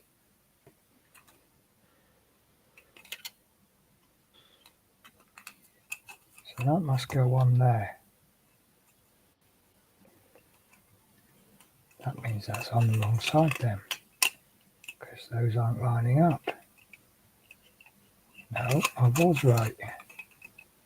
There you go. So that looks awful, but that needs an awful lot of cleanup. I think I'm going to spend more time cleaning this up than actually building it. Really? Yeah. That bad? That's just the way it is. True. I mean, I had a kit a while back, and it was a lot of kits I've done have been absolutely beautiful to put together. The Tamiya's are wonderful, and then I got this special hobby kit. Yeah. It just required so much cleanup and so much adjusting to make things fit. And then I had a little go at, because it's propeller driven aircraft, I decided to add some cut down bits of paperclip to add a bit of detail to the engine. And it took me 2.5 weeks just to do the engine. Yeah. And I was like, oh, I don't know if I like this kit. And then one of the hotel receptionists, she said, Yeah, but you'll enjoy it. You'll get a sense of satisfaction from it. And do you know what? She was bloody right. Yeah. So I wouldn't want every kit to be like that, but she was right. I put a lot of hard work into it. Mm. And yeah, I got a lot of result out of it. So, but yeah, I think you ideally you want every time you do a kit that requires a lot of work, your next kit wants to be a nice, easy one by comparison, and then go for the challenge again.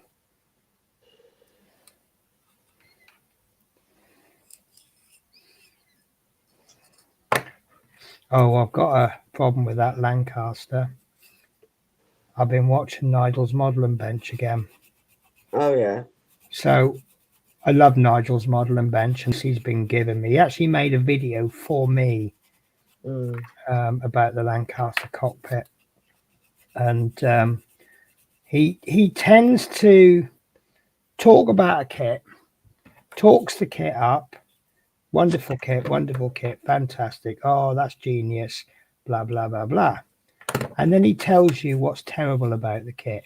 Yeah. Now, he's built you up to the point that you're going, not my scale, not my subject matter, but boy, do I need to buy that kit. Yeah. And then obviously every now and again he'll bring a video out of a kit that you really want, and you're so excited about it. Yes, Nigel's done a review. And then he tells you about how terrible it is. And you're like, oh, I don't want to buy it now then.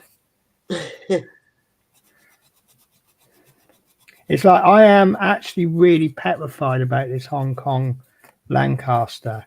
I was told the border models version is better, and I have no problems with the kit being better. But now I'm being told the cockpit on the Hong Kong is terrible. And I'm like, I kind of wish you'd told me that before I spent nearly 400 quid on the kit. Because if I'd have known it was like, well, I don't think it is that bad. But then I don't know. I'm not an expert on the Lancaster. So I don't know how bad it is. But I'm now got to do a lot of modifications on it. And the actual pilot platform is 5mm too tall. Really? Yeah, so I've got to cut that down a bit or rebuild another piece. And I think it'll be easier to cut it down, especially after the video that he made yesterday that explained how to do it. I might be able to show you a comparison video in a shot in a minute, because I've just been removing all these mold lines. Yeah. And it's not perfect. Mine ain't either. And to be honest with you, I don't even know if these are going to show. But it does annoy me when they write the part number on the part. Unless it's, like I said before, it's on the underside of a wing. That's fine, you get away with that. Can I just say, guys, it's really bad practice to cut towards yourself. But I find it easier that way. So don't do as I do, guys. I think most modelers do that anyway. Well, most that I know anyway.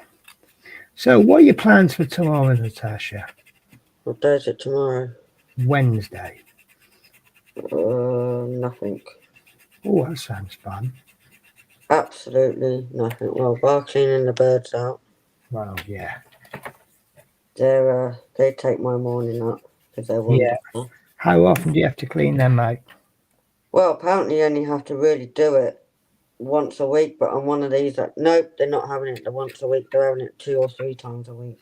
Fair enough. And then once a month, the whole big cage of every single one gets cleaned. So it's a little bit like me with the cats. The litter trays get done daily. Yeah. But obviously every so often the whole litter gets thrown and start again.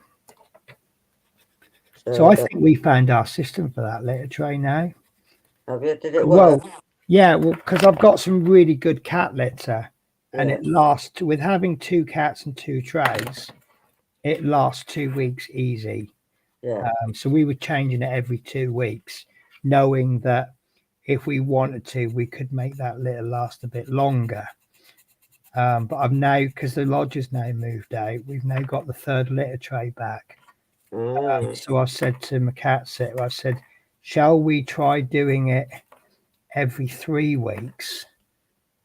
But instead of doing all 3 litter trays every 3 weeks, we'll do 1 tray per week. Yeah.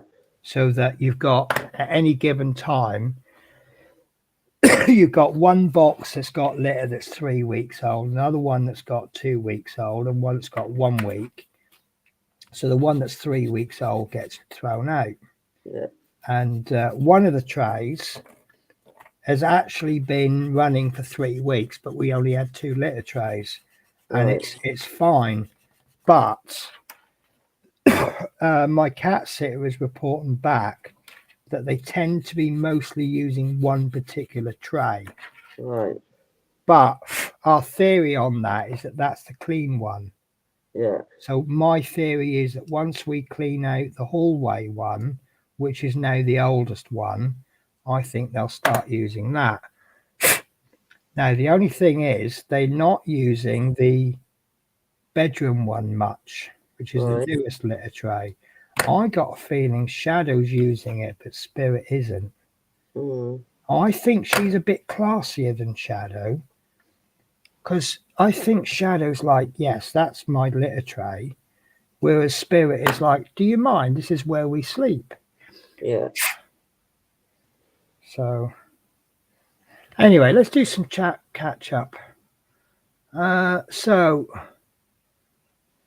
I'm going to do one video on my channel, how to work with a program. And yes, that would be appreciated. You don't need to send me the link, MP, because I'm subscribed to your channel, and I promise you that I will see it. So Robert Eason, hi Penny and everyone, just got home from work. Did I post the link at the top to come and join us if anyone wants to? David says, hello, Robert. Hi, Robert. Hi, David. Hi, Dale. Hi, Robert. Hi, MP. And that is caught up for now. So I've got one tiny little mark left, which is right in the corner there. Yeah. I have 2 options. One is to go, I don't need to do that. Oh, I missed one hair as well. So it's not hard to do this. It's just time consuming. Yes. But I think I've said to you before, the more you put in, the more you will get out.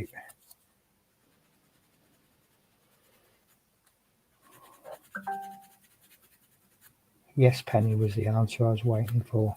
Yeah, I'm just painting. No, that's fine. Are you constipating on your painting? Concentrating. Concentrating, that's the one. Right. I don't know whether to do that corner one. I think I can get away with not doing it.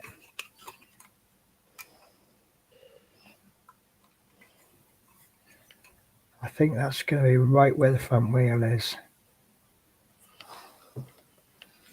So I think we will get away with it. The most important thing is the quality of the fit against the chassis. That is not awful, is it? No. I bet you didn't even look up, did you? Nope. No, exactly. I know you. It's because. Oh, she's gone. Hello? Can you hear me? I can hear you now. Right. Sorry, phone ringing. It's okay. So I don't know how well you're going to see this, but I'm now in a position to show you the differences. So I'm going to nick the spotlight. Yeah. So can you see, like, there's numbers stamped on it? There's big marks. Yeah. In fact, if I actually turn it so that they look roughly the same, you can see the work I've done. Yeah. Yeah, getting those oval circles out, getting that number out. I mean, you might not even see it if you didn't do anything. That No. sprue mark there, but that looks like it's been ripped off the sprue. It hasn't, Yeah. but I think that's fallen off. I think that's Yeah. had a knock. But yeah, that's the work I've done in what, 15, 20 minutes? About that. How long have I been working on this one? That's all the work I've done on that, you know, so it's been worth it. In my True. mind, I know it's done. So if it does show, but yeah, I think what I'm going to do is, so that I get some result a little bit quicker, I'm actually going to do, let me double check.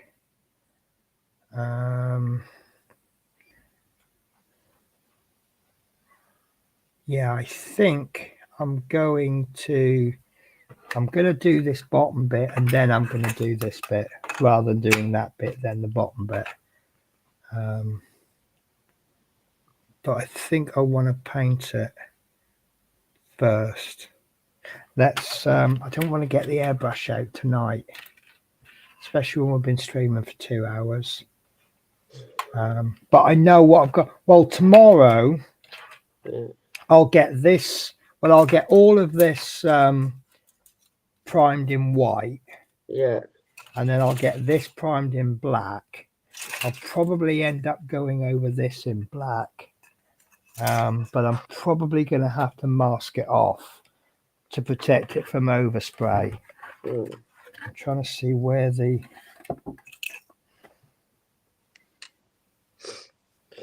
Do you mind if I just quickly get a coffee? No, you go for it. And you go for a coffee, and then when you come back, I'll go for Siggy. I might not go for Siggy. I might think about winding the stream down. There's a disappointment. He's obviously a war veteran, isn't he?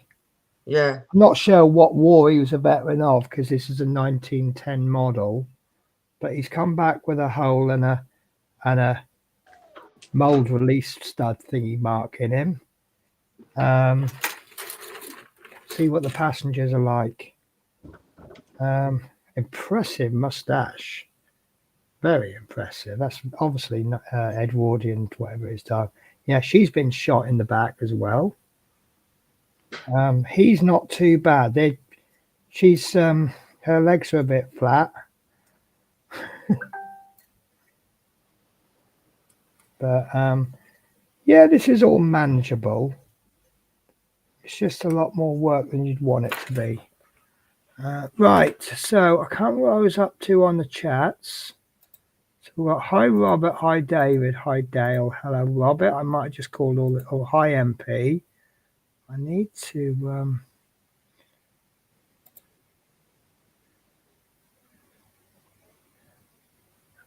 accept.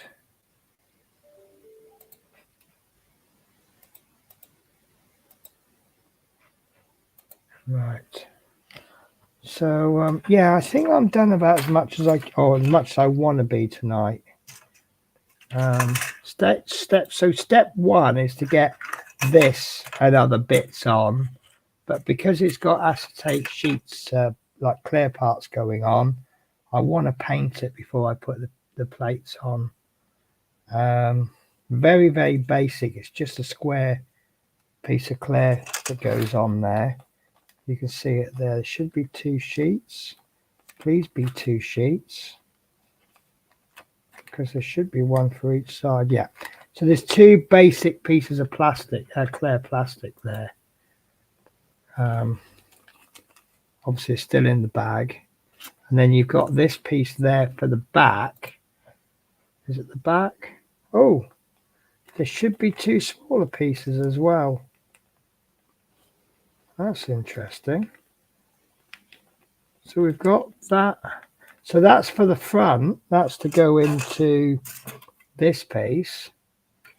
But we haven't got anything to go into this piece. I don't think. You can see where they were. There and there. and they're not in the bag. So how did they escape the bag if the bag is sealed?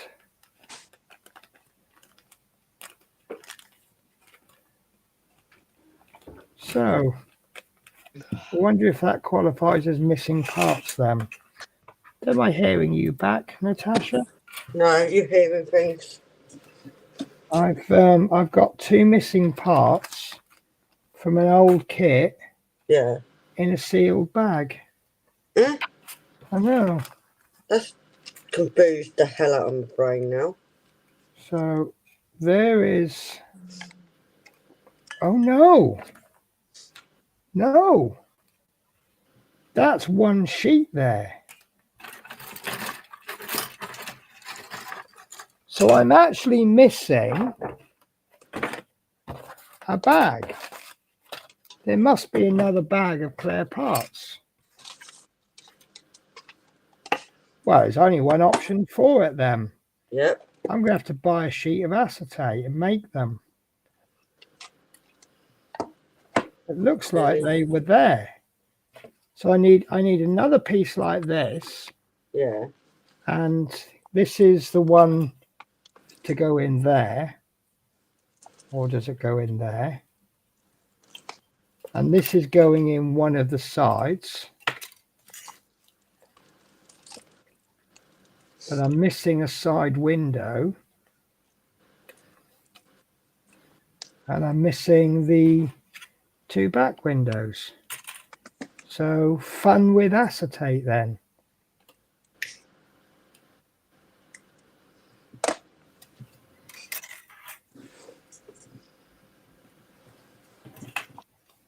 So I might be going to Romford after all, to my little railway shop. Mm. A railway shop. It's a model shop. But they don't really focus on models. It's more of a railway shop. And they sell Humbrol paints. And they got a few little kits.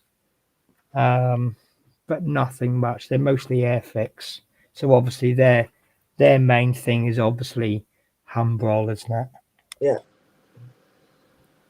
Humbrol Group, because Humbrol and Airfix are the same company with Hornby. So if you like Airfix and Humbrol, there's a really good shop in Romford. If you don't like Airfix and Humbrol, there's a terrible shop in Romford. So we have got a guest, guys. We've got Hello. Now I've forgotten. Is it the something Wrangler, poo poo Wrangler? Yeah. Yes, It's me. yes. I will just say I have a terrible memory. So Robert is a straggler that I found left over from Little History's channel. No, he's not a straggler. But just a nice little guy, really. Yes. Is that Very nice. Is that a fair assessment of you, Robert? Just a nice guy.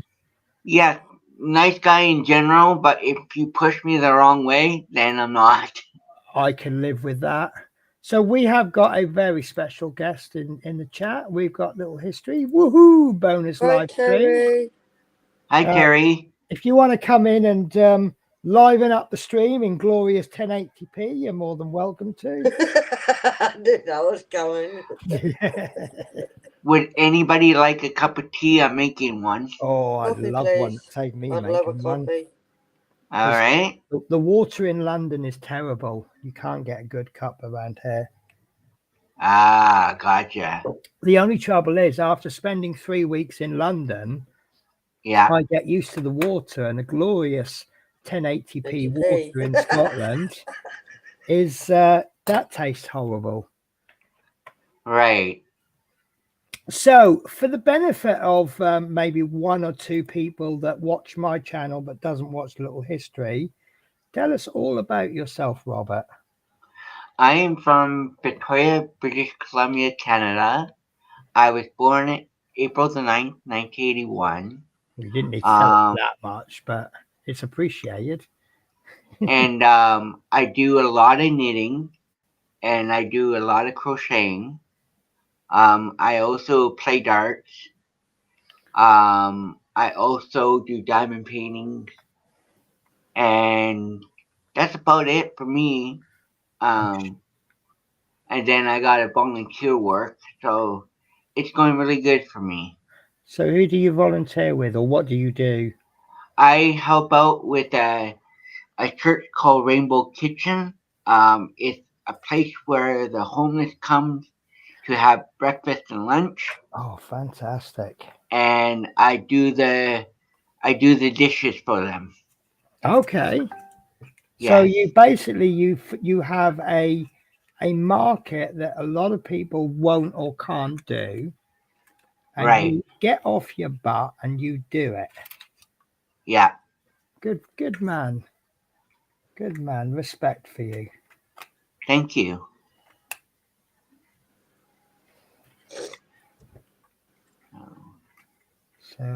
So what are you working on at the moment then? I am working on my crocheting. Okay. This is what I'm making. Nice.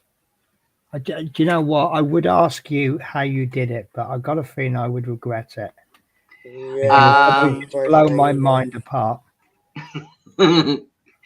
all all I'm doing is at the beginning. I don't know how many stitches I have on, but at the time I'm doing what they called a double stitch. So Okay. you um So would that be like using one bit of thread, but you're doing two stitches at the same time? yes, So that would make it thicker. yes, There you go. So I do know something. yes.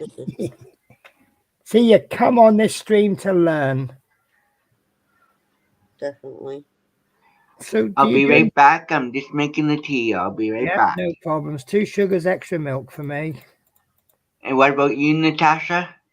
Um, Coffee, 2 sugars, please. However it comes. All And right, and a you got biscuit it. with mine because the drink's too wet without one. Yep. All right, you got it. I bet he would as well, wouldn't he? I bet he comes back with 3 cups. He's going to balance them. And then he's going to go, oh, you're too slow. I'll drink them for you. So I bought another paint palette today. Did you? Yeah. And do you know the bonus as well? I mean, it's quite expensive at £1.39, but it came with a free tube of Pringles. Cool. So these are all the things you can use for paint palettes. I made the mistake of when I was in Newport, San 21. I said, "Oh, if you got any Pringles lids or milk bottle tops, can any chance you can bring them in? Because Yeah. I'll use them for pallets." Within a week, I had a carrier bag full. Cool. That's how much milk and Pringles that the Newport bus drivers get through.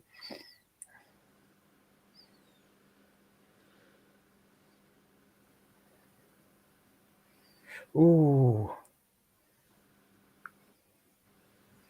not a good day to be a Sheffield Wednesday fan. They just got beaten 4-1.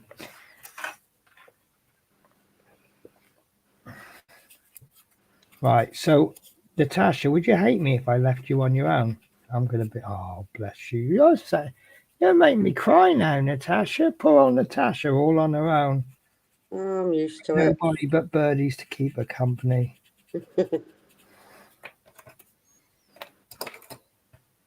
I had 3 green files yesterday. Yeah. I think I blame the cleaners. They've come in, they snuck in during the day, Yeah. and they've taken them. I'm missing a 600, 800. Perhaps I put it away. It's a 60-100 I'm missing, and it's there. Oh, that's why I don't use it. Look how coarse that one is. Oh yeah. That's 3 swipes of that, and your aeroplane's gone missing.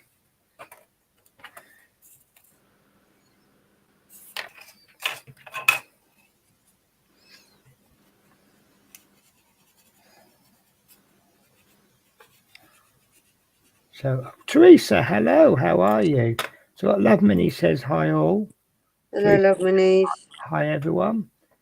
Let's start from where we left off, shall we? So, little history woohoo bonus live stream. Jeff Light says, hi, Robert. Dominique says, evening, Robert. Hi, Natasha. Hi, Penny. Good evening, all. So, we tried, I don't know if you're still watching Little History or anyone interested in streaming software. I tried that program that I can't remember what it was called. EV Oh, don't ask me. I joined it and a load of people were chatting. I was like, where am I? Yeah. Well, you only get 7 minutes to stream on the free version. So I'll acknowledge that I didn't really put it through its paces, but I just think I can't help thinking for less money, you get not so much more features or less features, but you get the features you get are a little bit better. And I still think the features you get on Melon are better than the ones on StreamYard, but it's an individual thing. It's like for me to be 1080p on StreamYard, it's $45 a month, but it's $15 on Melon. But then there's features you don't get on Melon that you would on StreamYard. So it really depends what's important for you. So I'm sticking with my Melon. Plus, I'm getting old now and I like things to work the way I'm used to. And suddenly, if Jeff start learning new stuff, I get frustrated. You know what old people are like when they get frustrated? They get very violent and throw things, and that's what I'm like. Say nothing. Probably best not to, Natasha. Still saying nothing. The skill is knowing when to be quiet. Yep, no comment.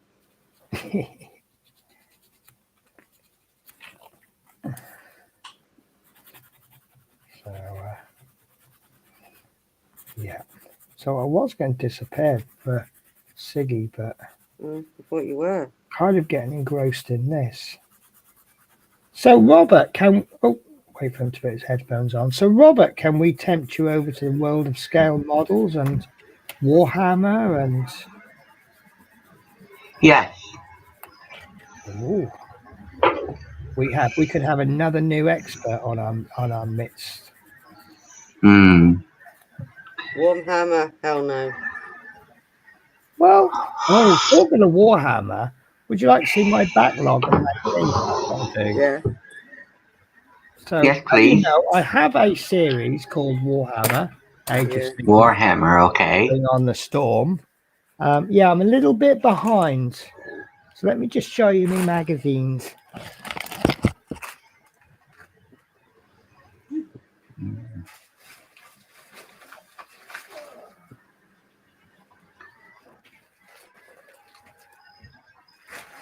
Ooh.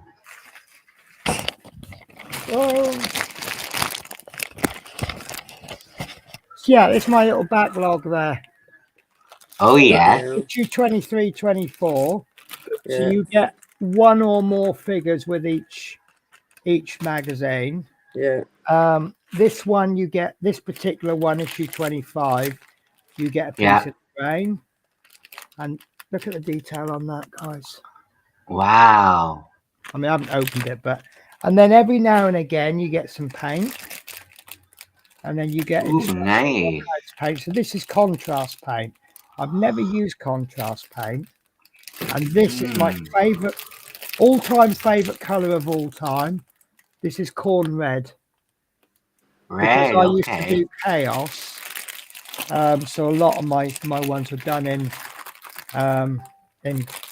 corn red, brass and black. So then I think I just dropped something. So this issue comes with grip hounds. So you get 6 grip hounds. They're pretty cool. Then you got issue 28. Usually you get, I call them the good guys, and then you get next week you get the bad guys. So this issue is I have to cheat and read the instructions because I don't really know what they are. Right. Star bags, gits, they're basically goblins, and they're all face down. And what I tend to do, because they're so time consuming painting, this is 2 paint issue.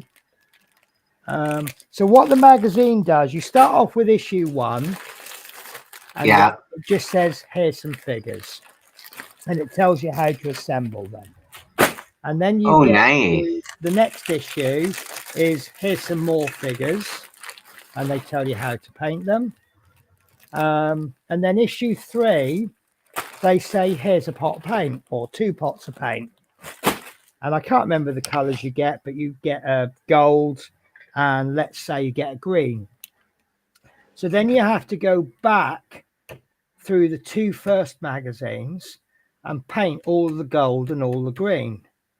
Then you get 4, so you get some new figures, and then they tell you which bits to paint gold and which bits to paint green. And then you get another magazine. Then the next one, you'll get another pot of paint. And then you have to go all the way back to issue 1 and paint all the figures. Yeah. So each time you get a pot of paint, I mean, obviously every magazine you get, you can paint with the colors you've already got. Right. But once you get a new pot of paint, you've got to go back all the way to issue 1 and paint that color. Sometimes it might not be a lot. Right. When they introduced the brown, which is sort of a woody color, there was one figure you just had to paint his staff. A couple of them you didn't have to paint anything. Oh yes. But yeah, each time you get a new color, you have to go all the way back. So what I've started to do now is I do what I call a zenithal highlight. And what it does, bear with me a second, I'll show you one. So what you do is you paint the figure black, and then you paint it gray, but from a 45-degree angle, and then you paint it white from above. And what that does, so that this is some of the figures from issue 1, and you see that I've painted them building up the colors. But once it got too much, I just trying to find. So after about 20 odd weeks, you get the brush and things with it as well. Oh, nice. After about 20 odd weeks, that's your paint collection. Oh, nice. Here we go. So this one I was showing off the shade. So you see how it starts to pick the detail up. Right. But that was quite nice, that one. I'm trying to find some that I've just highlighted. I can't find any.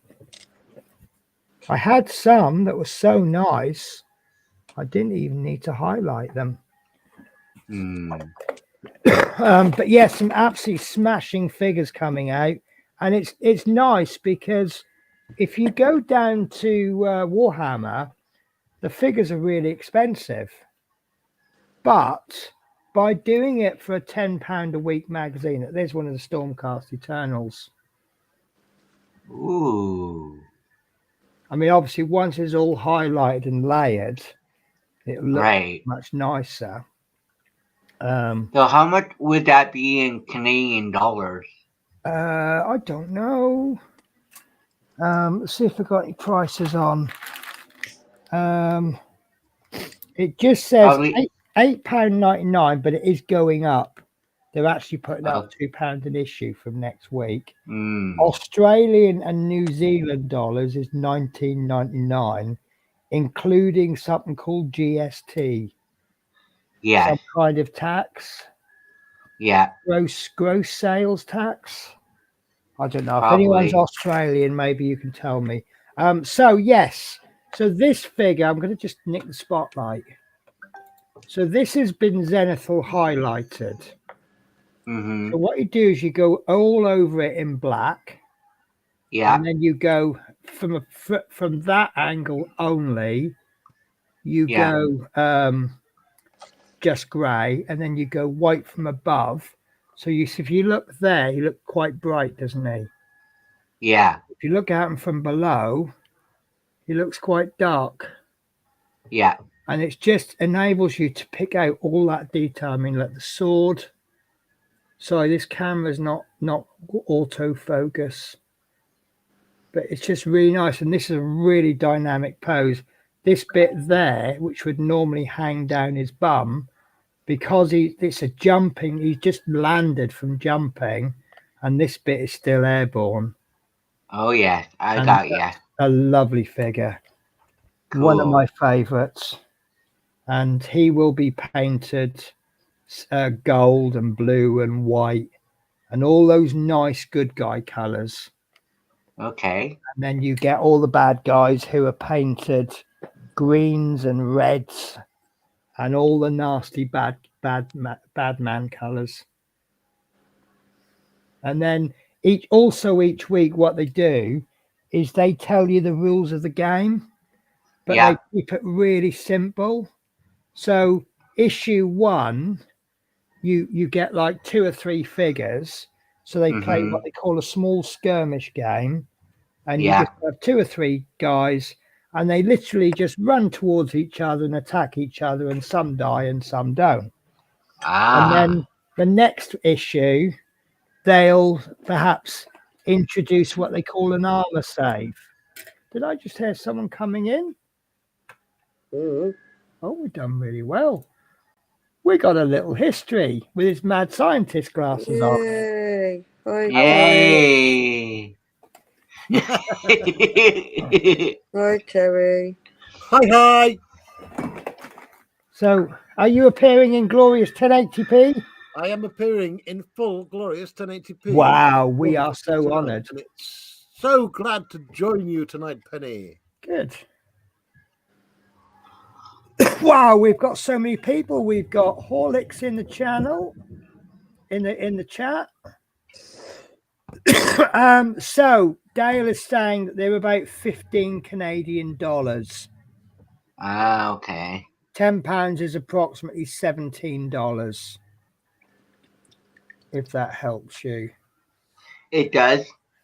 So Dominique says, Penny, you're a bit behind with Warhammer. Yep, most definitely am. Terry, the link's up on. I'm just trying to find all the chat I've missed. £10 is approximately 17. And then Dave Markey says, hello, Horlicks. So as we have got 3 wonderful chatter boxes in the channel, I am going to go and take a quick 10-minute break unless anyone objects. Object. Nope. I knew you would, Natasha. So, Natasha, tell Robert all about your aircraft. Oh, my flying Your banana. yellow flying banana. Yes. It looking very good. I can see it from here. Yep. That's 3 coats so far on both of them. So. Oh wow, you're doing wonderful. So I'm just getting the second seat sorted now for in bed that I did last night. Right. But as you do, you got to wait for everything to dry. Yeah. And it is a nap, but I called it a yellow flying banana because it's yellow. At least when I'm holding it, people can see me in the dark as well, wouldn't they? And me, I just wave my yellow plane around. Yeah. So I haven't really done much tonight on it though, because this is the part you have to wait for drying, to glue, and to get it together. Yeah. So yeah, that's as much as I got. What have you done tonight, Terry? I've been working on this motor that's been driving me absolutely nuts. But having said that, I'm going to keep on cracking away at it. I mean, there's some absolute blunders in the Airfix instructions. Yeah. And I'm going to point all those out in a later video. But just to show you how far we've got with the motor, getting loads of bits put on now. It's really coming together. Oh, good. It's still spinning. Well, I'm just about to find that out because I've just added loads more bits. So, Ah. right, okay. Because there's a plate that fits between the propeller and the engine. Yeah. I was worried once I put the propeller on, it was going to start rubbing. So we're just about to find out whether it Hopefully, it's all right. is working. It was working earlier because I showed people on stream. Yeah. Let me get the polarity right. Sorry I couldn't join you, Terry. I was a bit busy beforehand. Hey, no worries, Natasha. Otherwise, you know me, I would have raided you. I don't mind being raided by you, Natasha. Horlicks, it's the same yellow as my Airfix Mini Cooper. And it's absolutely spot on. Look at that. Cool. Wow. A working Stuka dive bomber engine. Look at that. And I'll just show everyone what I used to get that happening. As you know, I love my electronics. Qualified electronics and communications engineer. I'm going to show you these things because they're ace. I don't know if you're going to be able to see the size of it. It's basically 10 millimeters long, 14 mil if you include the spindle. And these things cost less than $1 from AliExpress. Where's the packet gone? Let me show you the packet. That's the packet. And Oh, it yes. worked. Wow. They run on 3 volts, so not too power hungry. They run Right. at bang on the right speed that you want for a model. Yeah. This is just going to sit there. Once I put it all together, obviously the model's got a stand with it from Airfix. Thank you, Airfix. So it's going to be on the stand with the propeller going. I'm going to light it up as well. And I might even go the extra mile and grab a little Arduino and get it programmed up for the sound. How about making it fly? Be at a later date. And I probably need Horlicks to help me. God, who doesn't need Horlicks and Penny and you and... Well, I just run to you all. I keep on saying it. The wealth of knowledge in this community is amazing. So, Horlicks, you could even stand next to me with your yellow Mini and my yellow banana plane and wave it around, and everyone will see both of us then.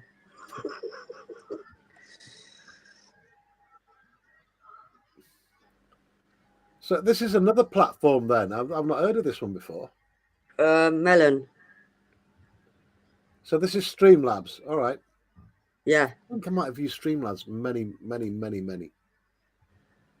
moons ago. How's the budgies, Natasha? They're all good. They're in bed.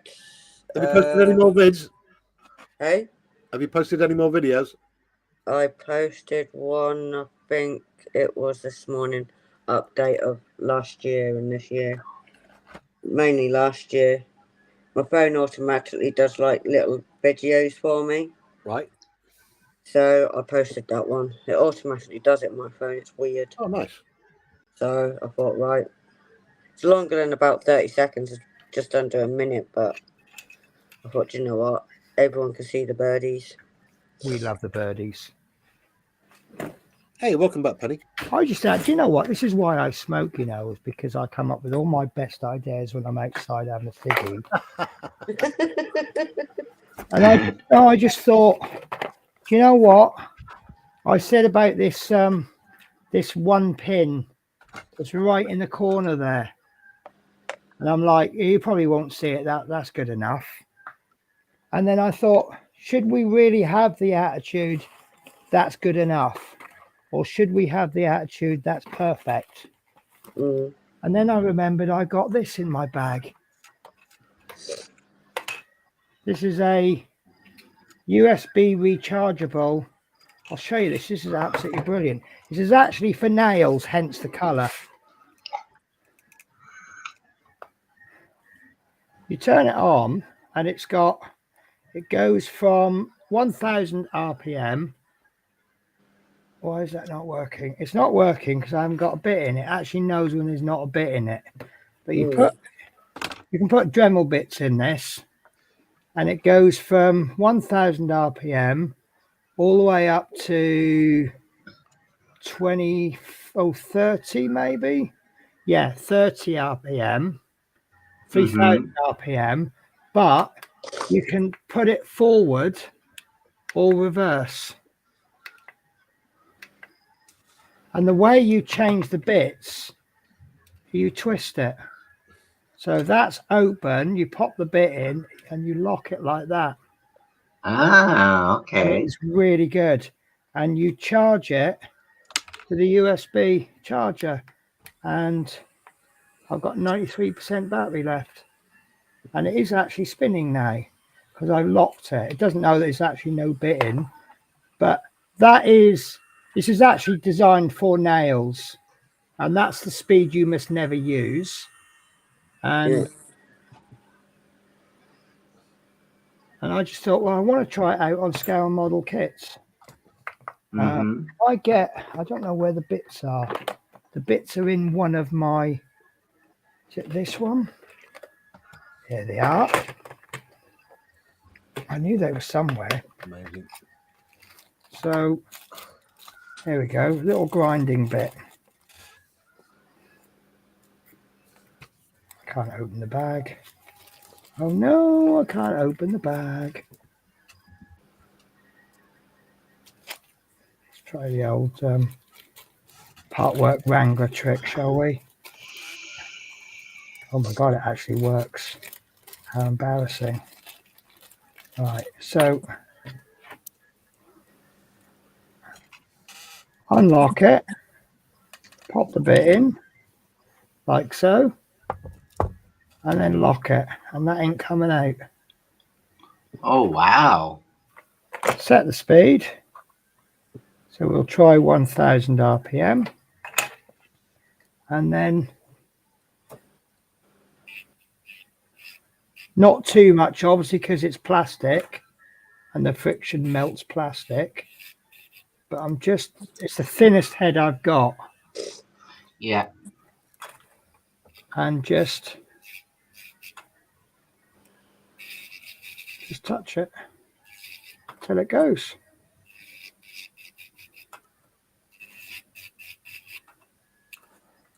And I'm all right with that. Wow. That's So there you go. Cool, That's all right, isn't it? I mean, it's designed for nails, but I mean, you can get some right hunky bits, some really nasty, like big teeth on it, and I wouldn't go anywhere because if I ever have my nails done and the first thing they do is pull out one of these machines, the next thing I do is just get up and walk out because I don't like having. I think nails should be hand filed. I agree with you.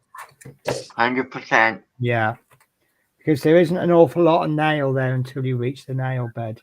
Yeah. So, right. So that one I think is done. This is the one that needs doing. In fact, now I've got my tool. I'm going to use them on all of them. But I like the forward and reverse feature. So that one's really, really thick. But the main thing is because it's plastic, you don't want to, you want to keep giving it just little touches.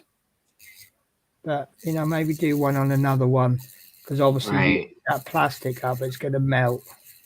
Yeah. And don't ask me how I know that. Polishing canopies. Don't know how you would know that, Penny. Well, I did put. I got the nice buffer bit there. See that lovely big buffing pad there? Yeah. Yeah, if you put some polishing compound on and stick it on 2000 RPM, sorry, 20, 30,000 RPM Yeah. and polish the life out of your canopy, it suddenly develops a dip inwards Okay. where you actually warm the plastic up so much that you can actually push the canopy in and completely reshape it. I think that bit is actually better to be finished off with hand. But let's take a gamble here and go 5,000 RPM.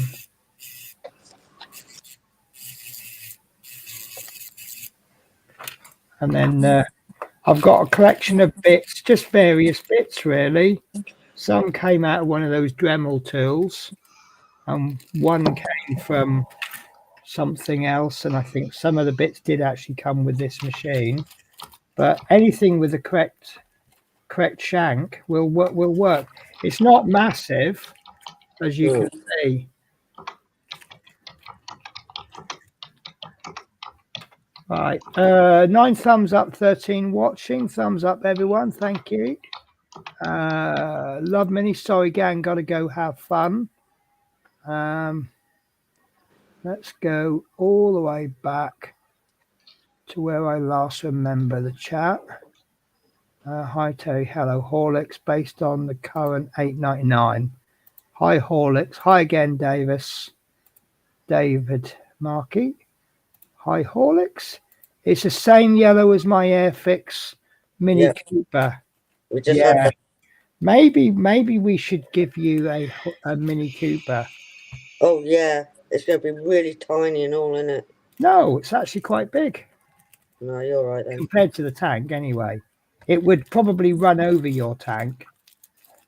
But it's nice. It's all smooth lines and everything that a car should be. I mean, I hate the new Mini, but I can kind of appreciate it for what it is. Yeah. I wouldn't ever buy one and drive one myself because I just don't like the fact that they're not actually a Mini. The Mini that I know is more, like Italian job. Yeah. Because these Minis are nothing like that, I won't acknowledge it as a Mini. Right. I like the rear indicators on them with the Union Jack. Yeah, it's a bit gimmicky though, isn't it? Love it. No. No, But you love see, it. Love it. where I come from now, we call that a Rangers flag. Well, Rangers actually use the Union flag as an anti-Celtic symbol. But then the Celtic fans use the Irish flag as an anti-Rangers thing. Really? Yeah. Right, that's as far as I go with that. Because I think the key with using machines is to not finish it with a machine, isn't it?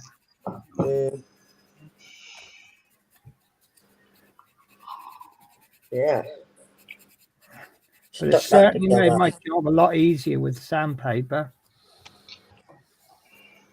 I have actually got nail files, so I use them. Yeah. I've always said, especially if you're a newbie or you have a tight budget, why go out and spend all that money on files when you can go down to your local convenience store and buy nail files? It's not like I ain't got plenty of them. I've even got pink ones, purple pink ones. Yeah. Well, I think that'd be really cool. Purple and pink ones. I've got little pink ones, big ones, small ones. Of course, that's the bonus of my filing machine. Oh, it just happens to be purple. If I can have something pink, I'm going to have it pink. Yeah. Robert, purple is my favourite colour. So if I can get anything in purple, I will. If I can get anything in pink, I will. Purple, your favorite color? Yeah, I love purple. When you see my craft room at home, you will know I like purple. Ah, okay.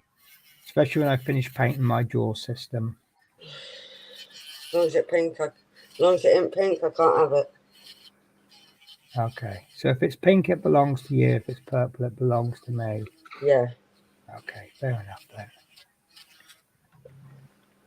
See if I can catch up with the chat. So, how you feeling now, Tash? Says Teresa. That's all I'm going to say. I don't know what you just said there. No. If. Okay. No, But yeah. it's better than down, isn't it? Yeah.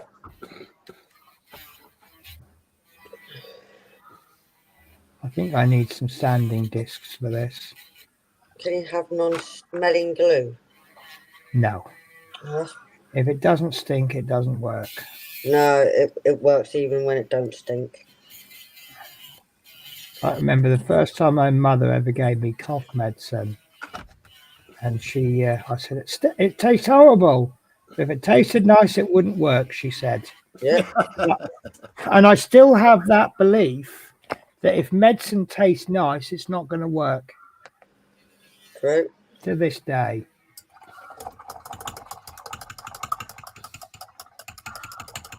So you're doing a bit of vigorous painting there, Terry? Just washing my brush out, my dear. Good man. I like to see you taking care of your equipment. Say nothing. Take care of your equipment and your equipment. Why did that care of sound you. so naughty? I don't know, because it's you, Terry. That's why it sounded naughty. That's because she said it first. That's why. Horlick says, yes, we will be seen. And this is a really nice comment. Dale says, I've picked up no end of tips since finding the community. And that's what it's all about. Natasha says, Birdie, so at least I know what you got up to while I was having a ciggy. Talking. And then Horlick says, it was my first proper plastic kit, the Mini. A lot went wrong with it, but I salvaged it and it looks okay. We won't mention the printed VW camper, will we, Penny? Did you know that story, Terry? What's that? About his 3D printed camper van? No. Well, he needed to paint it white. And I told him to get some primer. And he went out and got black primer. And yeah, I'll take partial blame because I did forget to say, oh, you might want white primer. And I can't remember how many coats of white he's had to put on, but he's had to put on a lot. A lot. Thing is, I've done exactly the same before. Yeah.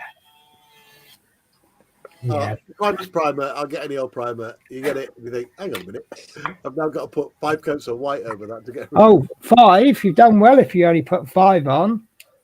But I had the same problem with something I was painting before.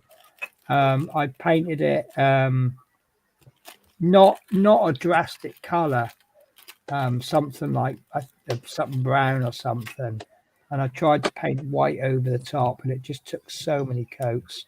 And when the paint is wet, it looks like you've got the coverage you need, and then it dries.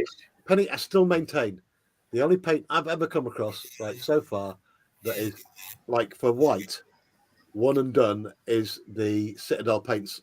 That what's it called now? It's called that. Well, any Citadel. Yeah, but any of the base paints. Oh, one and done. But what's even better is if you use is it Celestra Grey? Right. So if you're going from black to white, which is a stupid thing to do. Sorry, I didn't mean that the way it came out, Horlicks. But you wouldn't purposely go black to then put white over the top on purpose. But if you, instead of going from black to white, if you go dark grey, medium grey, light grey, then white, it does save you an awful lot of coats, especially if you're using Citadel paints.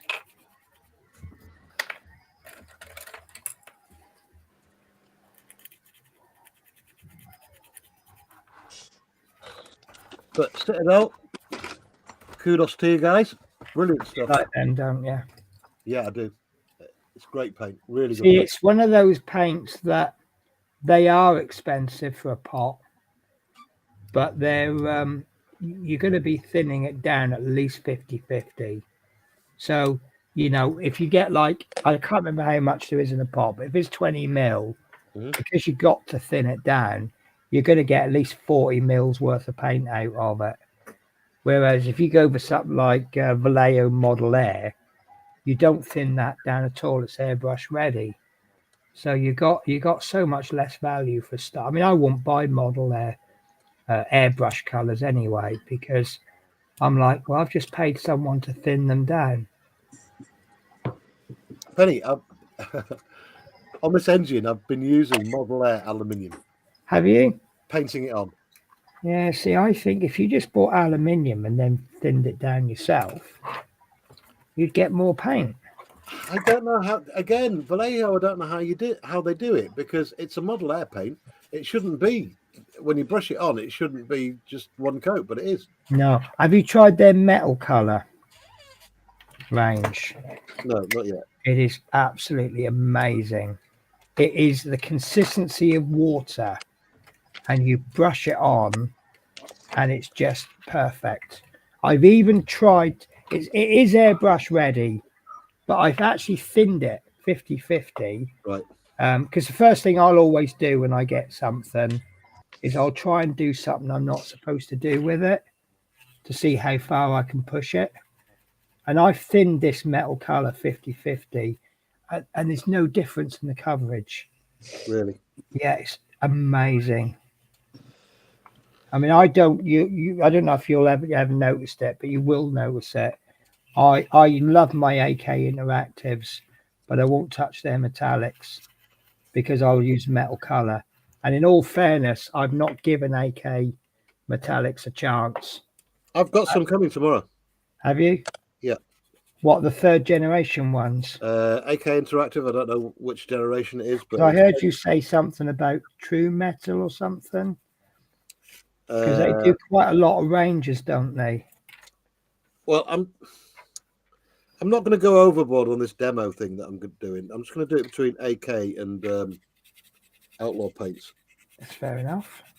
That's if I ever get Outlaw Paints. They're not the easiest to get at the moment, are they? Well, there was the massive hoo-ha, and then no one's got any stock. Yeah. It'll come. It'll come. I remember during the pandemic, you couldn't get Humbrol paints for love nor money. But it's got to be good stuff because you can't get hold of it. Yeah. Yeah, that's a sign.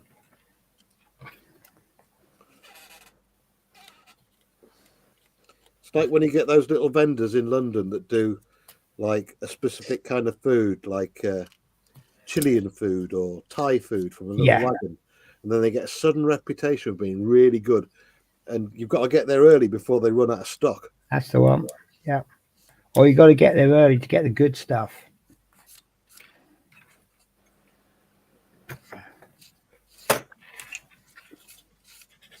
I didn't want to do this bit tonight, but I've just kind of got on with it.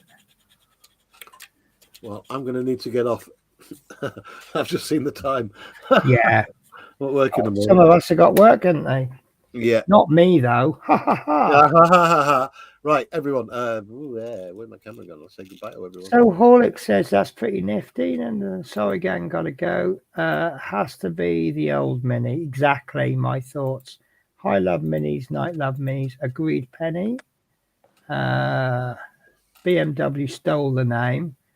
About 15 coats and it's still greyish. This is the white over the black. I will mask it and airbrush it one day. And then Horlick says it was a learning curve. And if you learn from something, I don't think it's a problem, is it? No. I gotta go, Penny. Night, Natasha. Well, Night, thank you so much for joining me. Thank you all. Good night. Night. Oh, that's a joy having him on, wasn't it? Yes. Well, I've raided his stream enough times.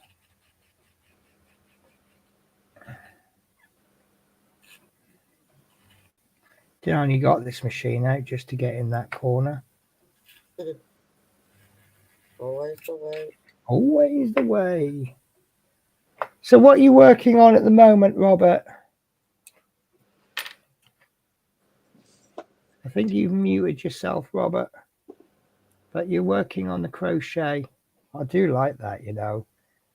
It's a little it's for my new boss at work. nice. It's kind of mad but organized. Yes. I like that. Thank you. See, what I'm really doing is I'm trying to get him really friendly with him so that I end up getting a new jumper or something through the post. Not dropping any hints at all, Robert. Yes.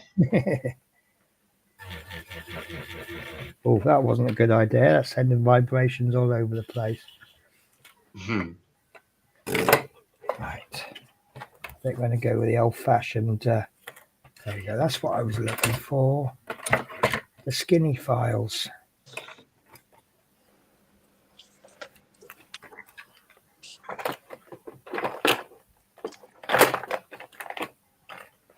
That's the one. Because yesterday I was working on this and I was literally going through all the grits. Yeah. So starting off with something really rough just to get Yeah. it level. And then I was going finer grits to get rid of the scratch marks from the first bit of sandpaper. And then eventually it just, so you end up with something like that. So it's Right. all tiny. But Yeah. if you use this one to start with, Yeah. it actually comes out quite. I'll do it on the sprue, but there you can visibly see the scratch marks and the fact it's got dull. But by the time you get to this one, Yeah. it's like got hardly anything on it at all. Yeah. And then it sort of brings the luster back up. Mhm. So David says, "Good vibration," the old Beach Boys song. That's the one. Yeah. Good vibrations. So everyone's saying good night to Terry. Laters, Terry. Take care, mate. Night, Terry. Teresa says, I got told last night I'm getting a pair of fingerless gloves with owls on. Nice. Mm. And you know the helpline of the company that makes the gloves? 282820. That was a terrible joke, wasn't it? That didn't work. I'm saying nothing. Probably best you don't, actually. Sometimes saying nothing is the right thing. Yep. Oh, that's really thick. That is terribly thick. Oh, it's really hard work. Do. You have an email. Do. Don't know if you guys could hear that, or if it's just unique for Only me. a little bit. Okay, only a little bit. Yeah.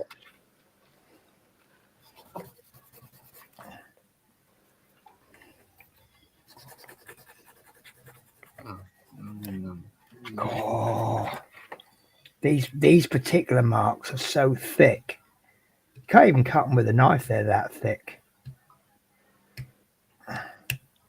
Just trying to shave it back a little bit. Mhm. In a very dangerous manner, I will add. Can I just say this stream is not for kids. Do not use. Well, I always say that anyway. When I do my part works, that kind of does me a favor because it actually says in the part works, not recommend or not for kids under 14. And obviously, with the copper rules on YouTube, you know, most of us just say this channel is not intended for people under 14. And in that way, you're complying directly with their rules. Yeah.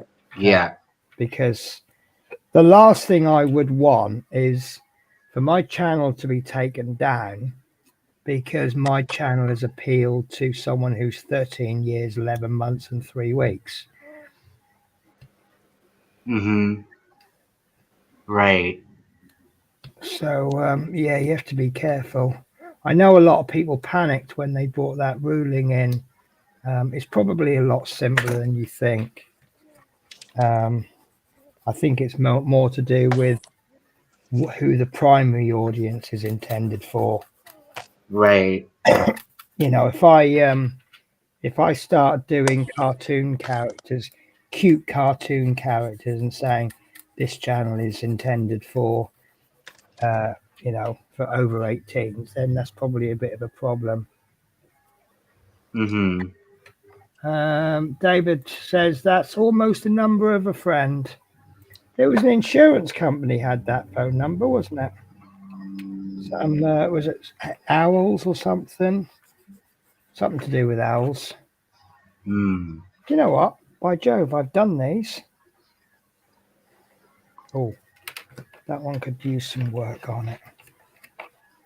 I'd say I don't think I need to remove these. I got a feeling they won't be seen in the end, but it's just nice to do them, isn't it? Yeah. Mm-hmm. They're done. Right, do. That will do. Right, so tomorrow that will get, now tonight that will get a clean. Have I got any kitchen roll? I have to, yep, there it is. I have to pack my suitcase so properly so that everything fits in. And sometimes I then, because I've put things in a specific order, I'll then have to take it out in the order because you can't get stuff until you've got that other bit first. And Right. it's a bit awkward. Right. So I kind of cheat with cleaning plastics. Oh, my white spirits. No, it hasn't. It's okay. Right. So the best way to clean models is with IPA alcohol. I don't really have the space to bring alcohol and this and that and all the rest. So I just cheat and I just use thinners to clean it, which is well, this is about 30% IPA because it's been diluted, but just rub over your parts, get all those bits of dust off. Otherwise, when you come to paint it, it'll be lumpy and bumpy. Yeah. Wouldn't want lumpy and bumpy, would you? No. Nope. But it doesn't do quite as good a job as pure IPA, but then I don't have to bring an extra bottle. Bring 2 bottles into the shower. I just want to wash and go. Mm-hmm. You laugh like you recognize that advert. Yep. Okay, I was demonstrating. I wasn't sure if you were too young for it. So should I be brave and glue this, do you think? And try. Tell you what. I think it's raining outside. So I can hear the rain beating at my window.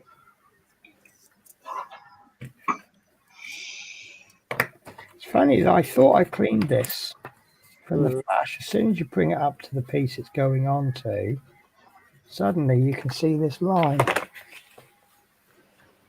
Oh, yeah. Yeah, I think I will build the wheels and then build the top bit. Oh, that's raining really well. What's going on? We've had it. It's your turn. What's that? We've had the rain, so it's your turn. Yeah. Well, it's London, isn't it? Why is that not fitting on? You know, but I just had the fiddliest part ever. I Yeah. wasn't expecting that.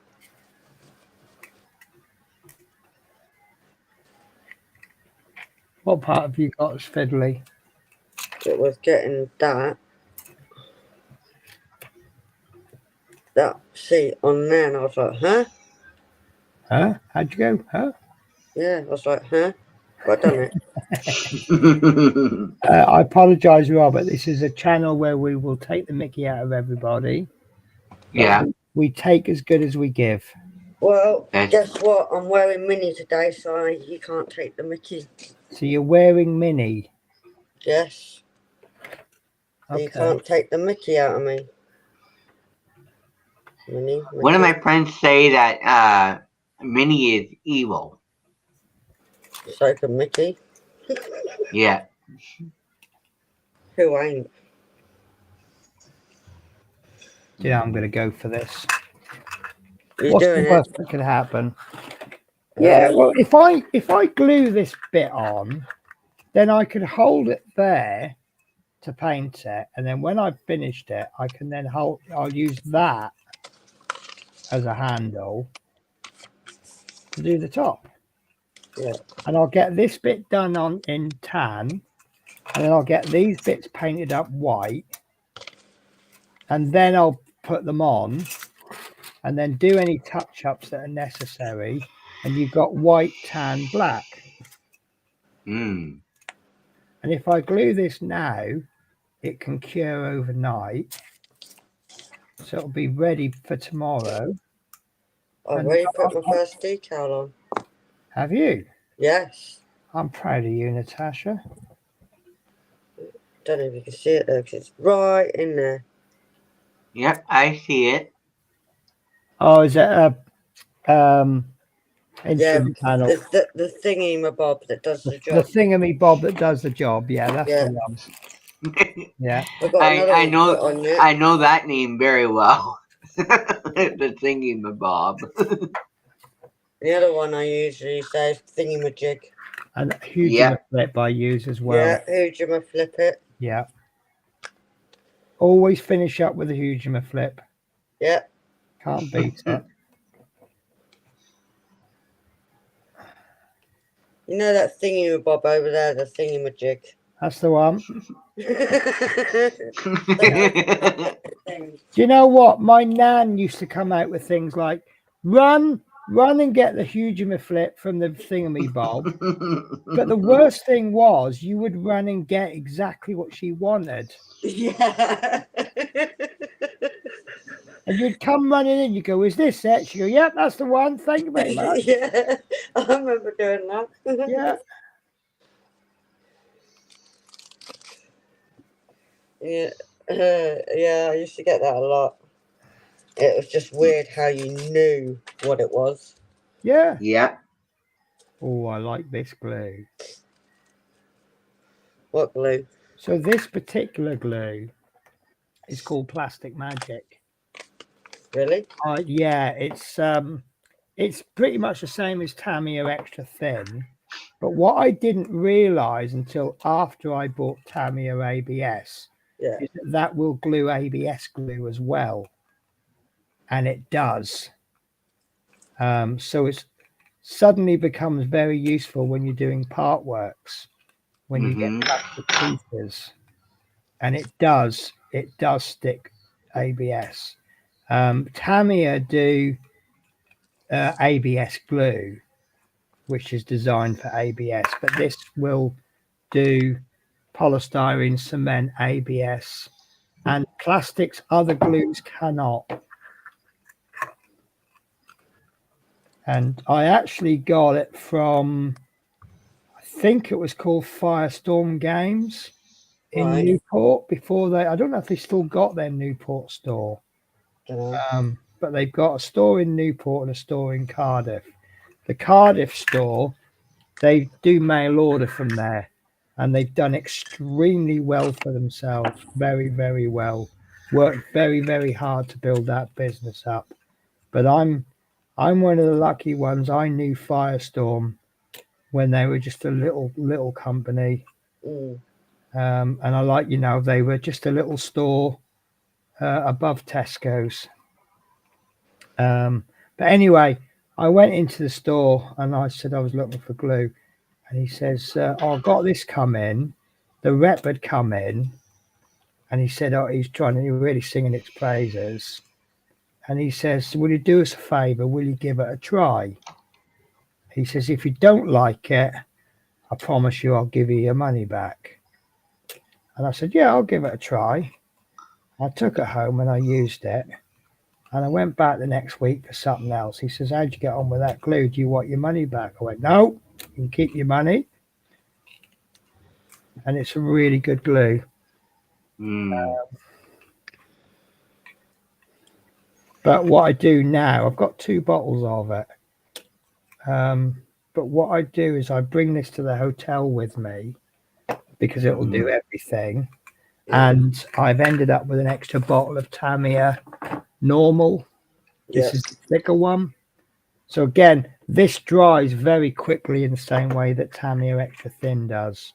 So if you're doing say 2 wings, you want to put a load of glue and then you want to bring the wing up to it. Too late, it'll be dry. So you want a slower setting glue. And I agree with a lot of people. This seems to be a lot stronger. Yeah. I think because it takes longer to set, it means that it's melting the plastic for longer, which gives you a stronger bond. Right, that I'm happy enough with. So that's going to be the bus, the pilot. The driver's going to sit there.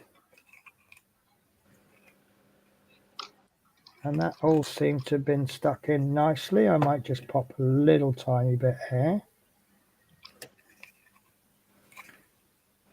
A little bit of an accident there, but nothing a bit of sandpaper can't cure. True. If you do get a finger mark with glue on, don't be tempted to file it straight away because it's still thin and pliable. So let it set fully until it goes rock solid and then give it a bit of a file. But other than that, it's gone together really nice. And I can't see any ejector pin marks, no Airfix logos. That makes me happy. And no flash. I think I've got every bit of flash. It was hard work because the flash was hiding in places you didn't even know existed. Right, so friend of mine knitted a load before Christmas. Teresa laughing.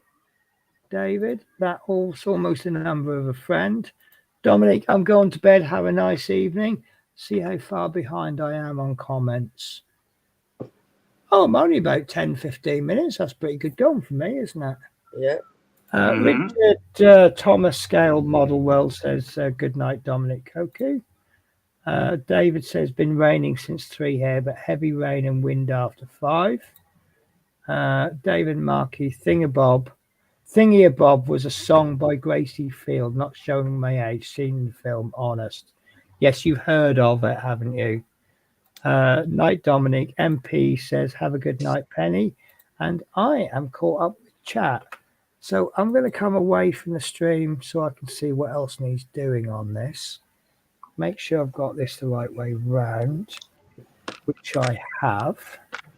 Oh, there's a couple of little fiddly bits to go on. Oh, good job I spotted those. I've got no idea where they are on the sprues.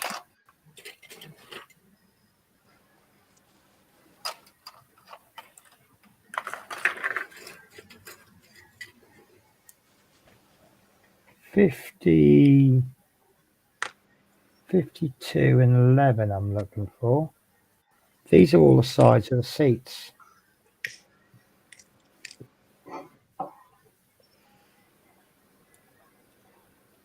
Oh my God, look at all those ejector pin marks on the tyres there. That's awful. Oh, I'm not going to have fun with that one. Right. So 52 and 11.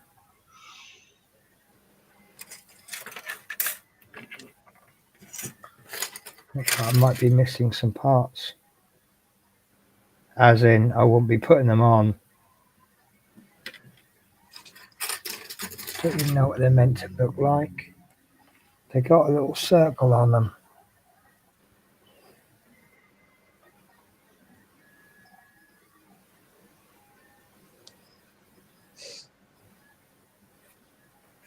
Ah. Whoa.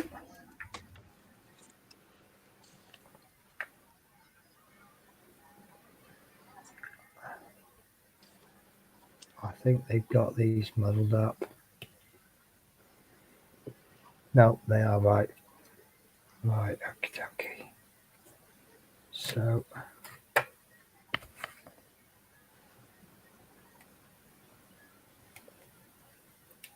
oh no way.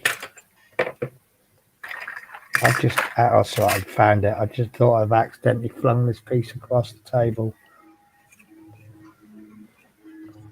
Oh, this is part of the wheel. Nice.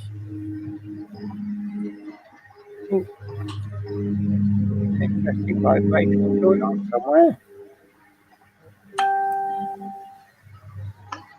Oh, we got a ding. We've got a ding. Oh no, that was my Facebook going on my phone. Oh, okay. Yeah. Okay. I tend to ignore Facebook as much as I can. Trouble with Facebook, it just gets more and more persistent, doesn't it? Yep. Yeah. It starts off by saying, hello, I've got a notification. And if you ignore it, it goes, hello, notification. And if you keep ignoring it, it goes, oi, ignoring me, you got a notification.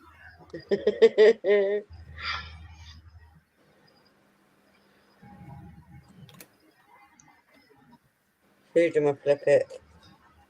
Yeah. Okay, that's not sticking. That's unusual for this glue.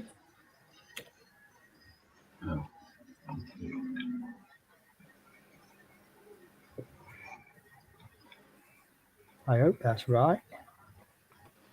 Because if it's wrong, I'm buggered now, aren't I? Yep.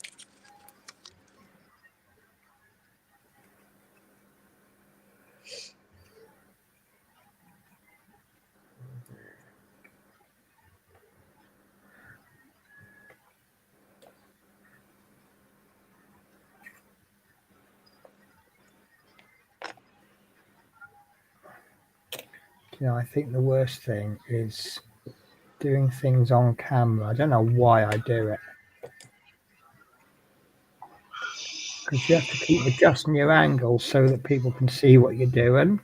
Yep. Mm-hmm. Yeah.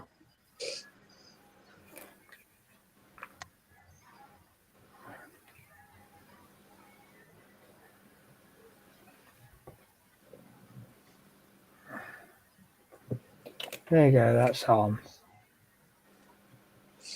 I'm going to have to leave that overnight now because if anything needs to be stuck onto it, it needs to be really set. That's going to move it. I mean, it's fairly solid already. Mm-hmm. I did kind of flood it with glue a little bit. Yeah. So it's going to need a little bit longer. And I've just got to move that part now. Please don't say I've ruined it.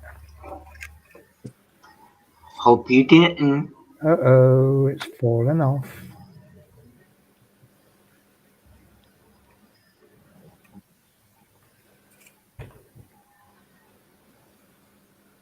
Well, it looks at right angles.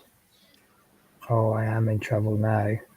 Why? That little bit that I left that I thought was detail, it's flash.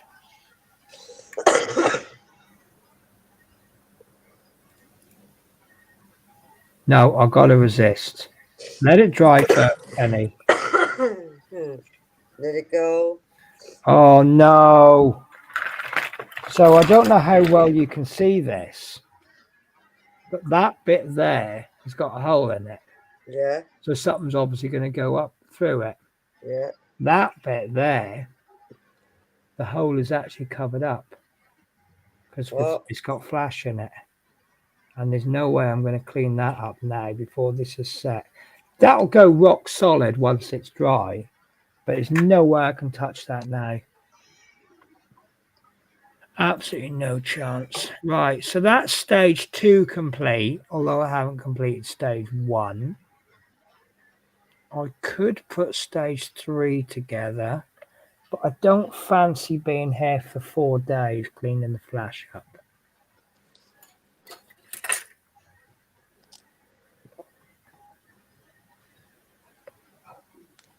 Oh, that's a shame. There's no engine in it.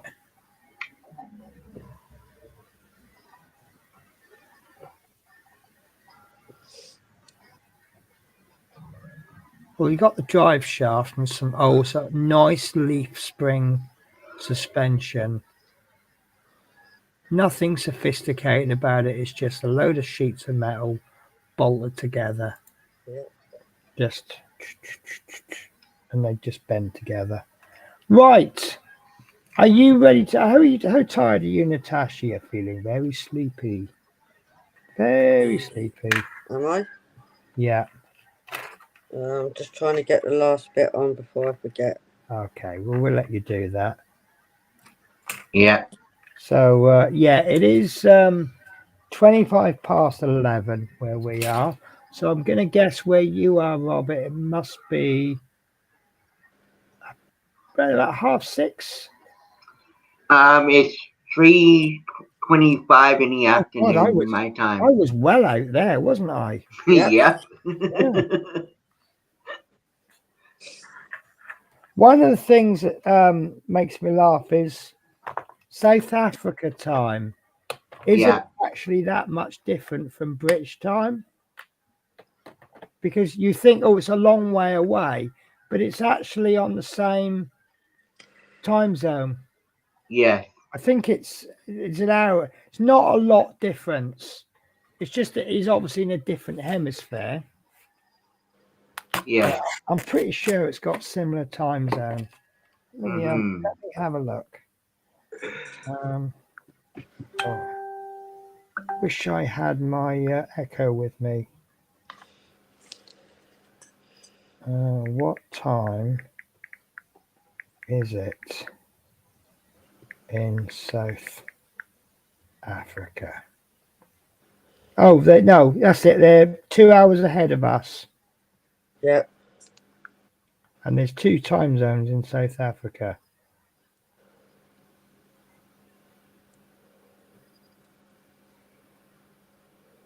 But yeah, 2 hours ahead of UK, which when you think how far it is, it's not a lot, is it? No.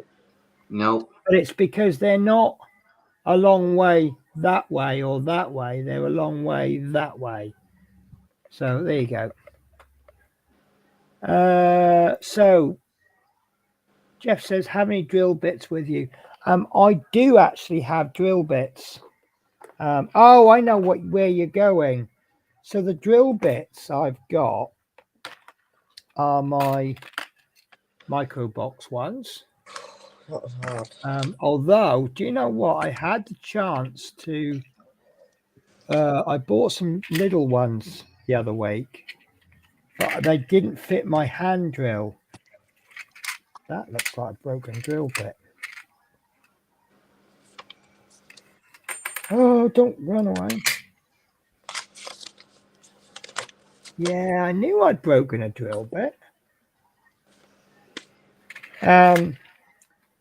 Yeah, so the little ones I've got every single size now from 0.3 all the way up to 3 mil in 0.1 mil increments. But yeah, this is another toy I've got.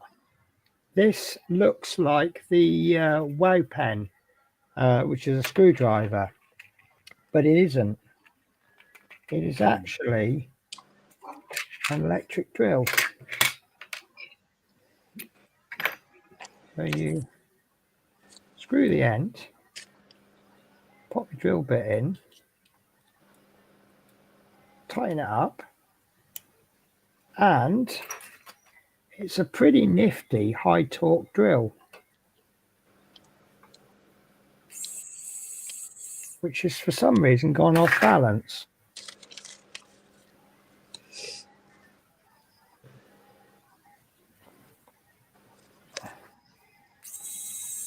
Oh, that's not good. That used to be brilliant.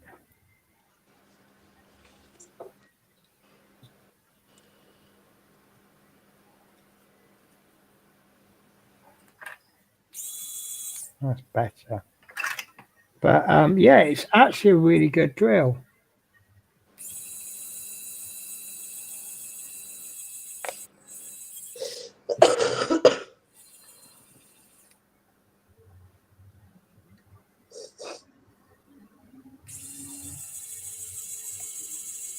but don't push it and keep it turning.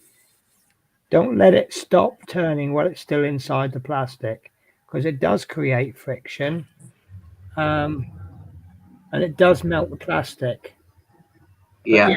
that's so yeah. If you leave it in halfway through, and then the plastic cools down, you cannot get that drill bit out. And that's actually how I broke that other micro bit one. But it is really good.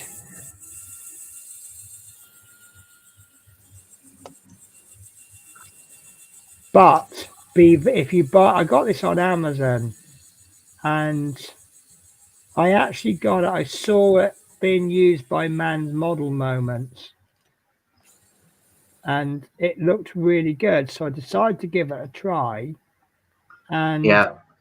I didn't get the same one he got. Mine was so poor it wouldn't even hold the drill bit in. And one Mm. thing I've noticed Mhm. is when you undo this, if that collar inside is not brass, send it back Yeah. away. That's the reason it holds so well, is that brass bit there. Yeah.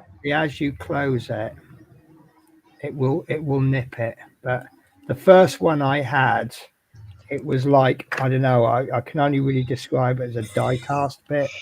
It was so Mhm. fucking terrible. But yeah, since I sent it back and I bought, because see, I bought the cheapest one, and this one was about £5 more expensive, and it had the brass collar in it, and it's brilliant. Definitely recommend. Mm. Very handy for, because where my fingers are old now, if I'm drilling too much with, I mean, I've still got a pin vise, and this is a pretty good one. But if I'm doing that for too long, it really does hurt my fingers. But that will take a bigger shank. That'll take a huge shank. So, but I'm with my hotel gear. I'm all about getting, I want everything as small as possible. So Yeah. it's into a smaller places, because the smaller I can get things, the more equipment I can bring with me. Because I need to fit them into there to pop them into my little drawers. Whereas at home, if I've got too much stuff, I just buy another set of drawers and store it. Yeah. Oh, that's nice. So yeah, I'll drill that out tomorrow. I think that's what you were getting at, wasn't it? Right, have you? Good evening. Is that OMG Mosh? OMG Mosh? Never heard of him. No, I haven't. Oh well. Well, it's nice to see you anyway. David Markey, Penny, health and safety. Don't do a Terry. Keep away from fingers. Yeah. Jeff says that's a handy. I know who this is. Prof. Billy. Billy. So Billy is one of the ladies that is making me very, very happy at this hotel. So it must be, yes, because she finished work at 11. So yes, she is making me very, very happy and homely here. As I keep saying to people, it sounds lovely coming down and staying in a hotel for 3 weeks at company's expense. It's not actually that great because you don't get your home comforts, and sometimes just a kind little word really does help make your day and help you get through it. And these people have been brilliant. OMG Mosh is my other profile. Okay, no, it's fine. It's just I had a horrible feeling that it was somebody else that we've been having trouble with, and Mosh is the name of a really good YouTuber who he had a run-in with as well. So I was just a bit worried. But now you've confirmed that, it's all good. So how are you getting on with the models I gave you, Billy? Because I gave her a couple of models and she said, oh, I used to do models. I went, there you go, then have some models. As I'm not doing anymore, I'm going to switch to my front camera so people can see my terrible face and my lovely hotel room. You're not terrible. It's all right. It isn't too bad. Like I said earlier, because I've got a bigger table, if you get more of something, you expect less of something else. But it's actually not too bad. I haven't really sacrificed anything. I'm still laughing at the kettle that they positioned just underneath the TV. Every time I boil my kettle, all the steam comes up in front of the TV. But that's their problem, not mine. So, right. So I'm going to be finishing the stream shortly. We're just waiting for Natasha to glue. Is that you're doing there?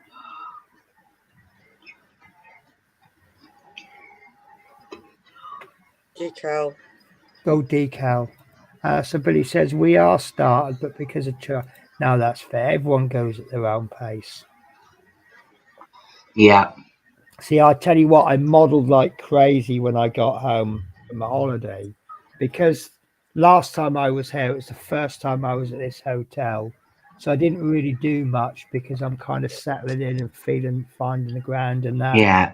If I was back at Travel Lodge Barking, I would just go straight in, get it all done. But obviously, I'm Yeah. kind of getting things settled. But it's nice now I'm settled. How long you Sorry. been what kind of work do you do? So I'm a bus driver. About a year ago, I've been driving for about 22 years, but about a year ago, I started a new job with a company. I'm actually based in Scotland. And what we do is we come down to London for 3 weeks and we work out of a London depot, whichever one they send us to. And we'll work for them. And then we'll go home for 3 weeks and work out of my home depot. And then we come back to London for 3 weeks and work out of London. And then I get 1 week's annual leave.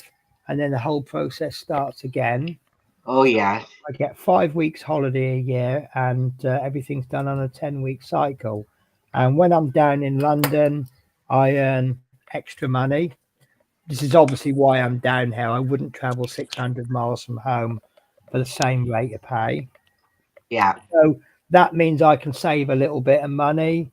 I can buy nice things for the cats. I can buy £300 models and bits and bobs. And then when I go back to Scotland, I go back to being a poor person again, because Scotland don't pay very big wages. Oh, they don't? No, it's they don't. The wages aren't so good, but then the cost of living is lower. See, I earn £3 an hour less than if I worked in London, but I'm probably much better off because my rent is less than half. Okay. So it's the wages are here, but the cost of living is this. So I'm probably better off in Scotland earning a lower wage than I am in London. But you see, when I'm in London, I don't have to, I'll get food given to me. I mean, this hotel, they give me a wonderful breakfast. And because I have a good breakfast in the morning, I can skip lunch.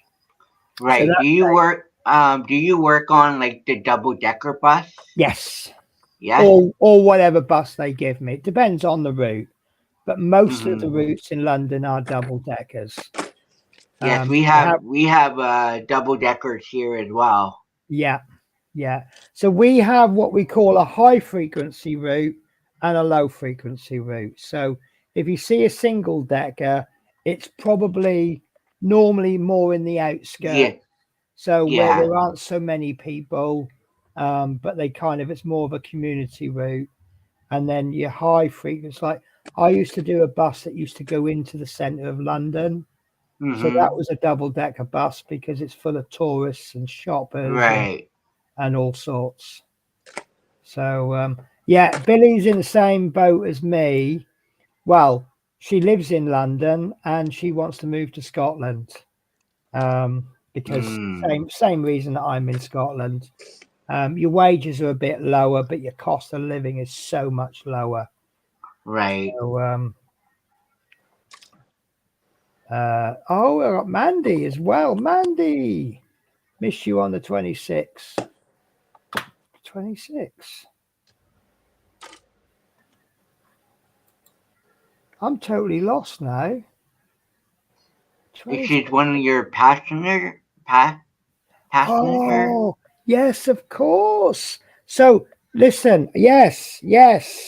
So Mandy, I have started. So the 26 is a Scottish route, Nether Craigs. That's it.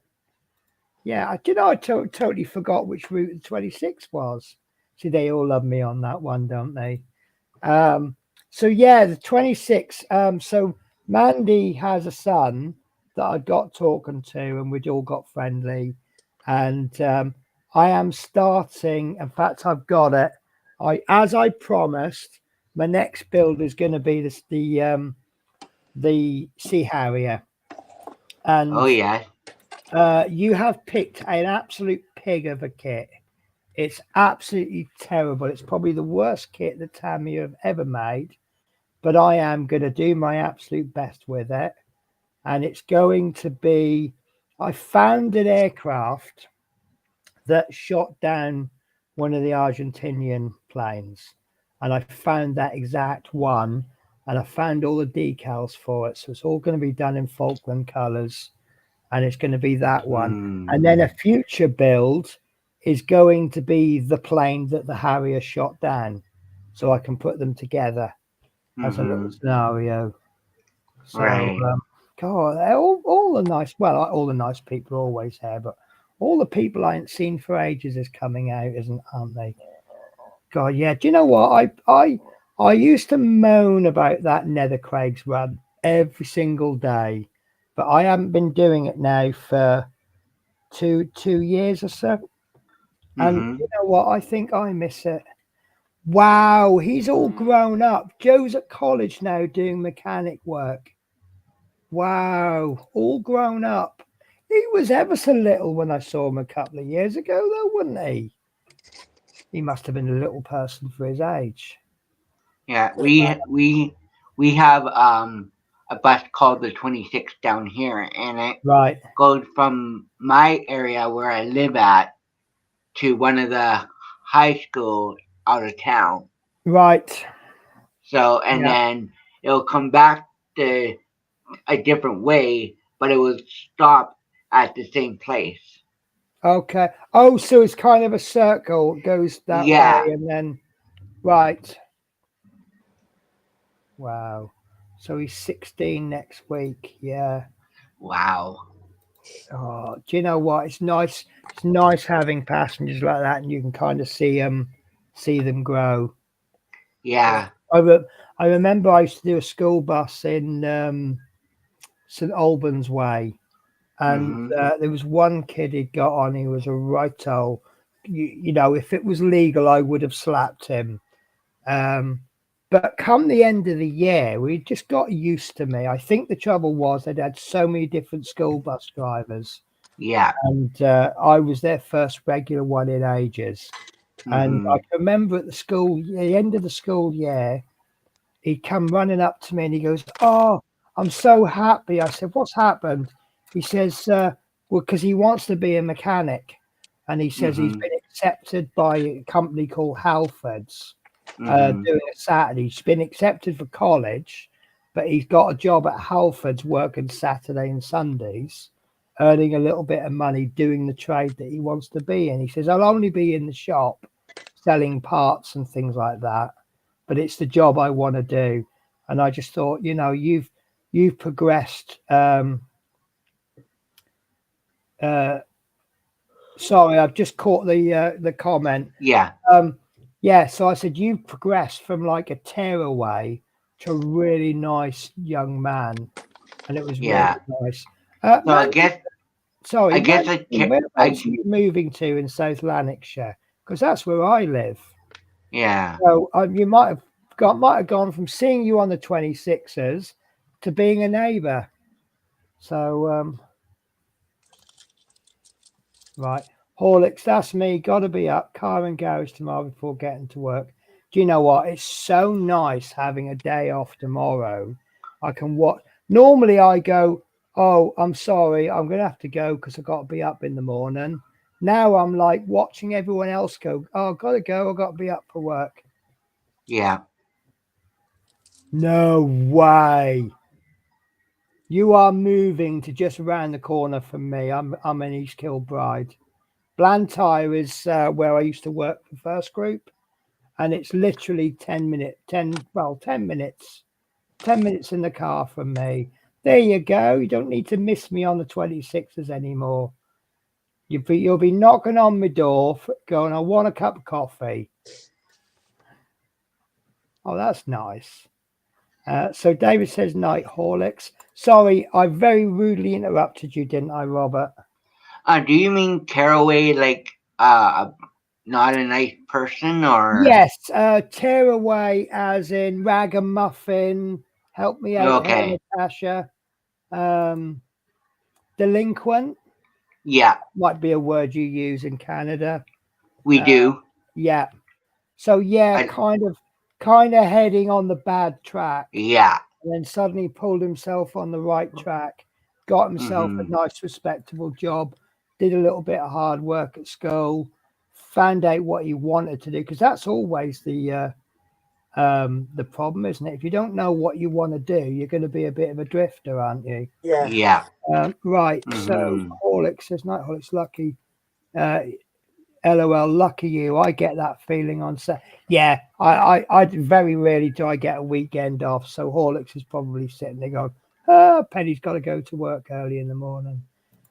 So smiley faces from Mandy B. Horlicks says hello soon permanently. Oh yeah. You're gonna. Yes, that's right. You're going to be laughing at all of us going to bed early every single day. Oh, Won't be me. I can be up most times. well, yeah. But it's. I mean, I don't know if I'd want that lifestyle. But then, sometimes I don't want my lifestyle. You want a bit of both, don't you? Well, it's like I say with this work.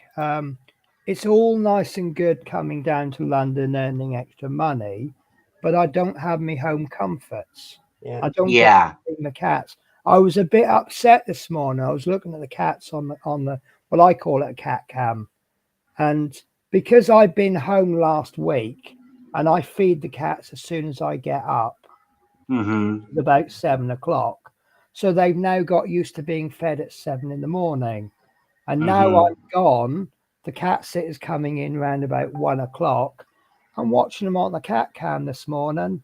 8 o'clock in the morning, they're sitting there by the front door waiting for someone to come.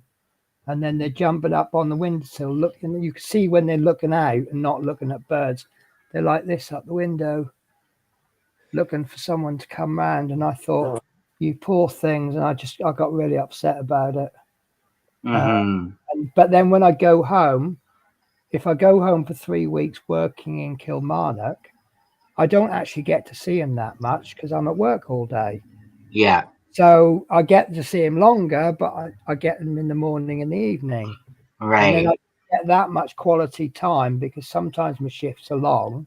I come home from work, straight to bed, up the next day. Right. And when I'm on holiday, I do get to see them all day long, but only for a week. So you've got all of this. It's all about the balance, isn't it? It's good and bad about everything. Yeah. So Horlicks says you're actually so close to me being in London. Billy says, oh, a pain in the bum. Did I miss your previous comment? I got a feeling I did. There we go. It's funny. We don't really have a school bus where I live. Only the local runs. Yeah, but you don't. Well, there are school buses. I noticed that in London.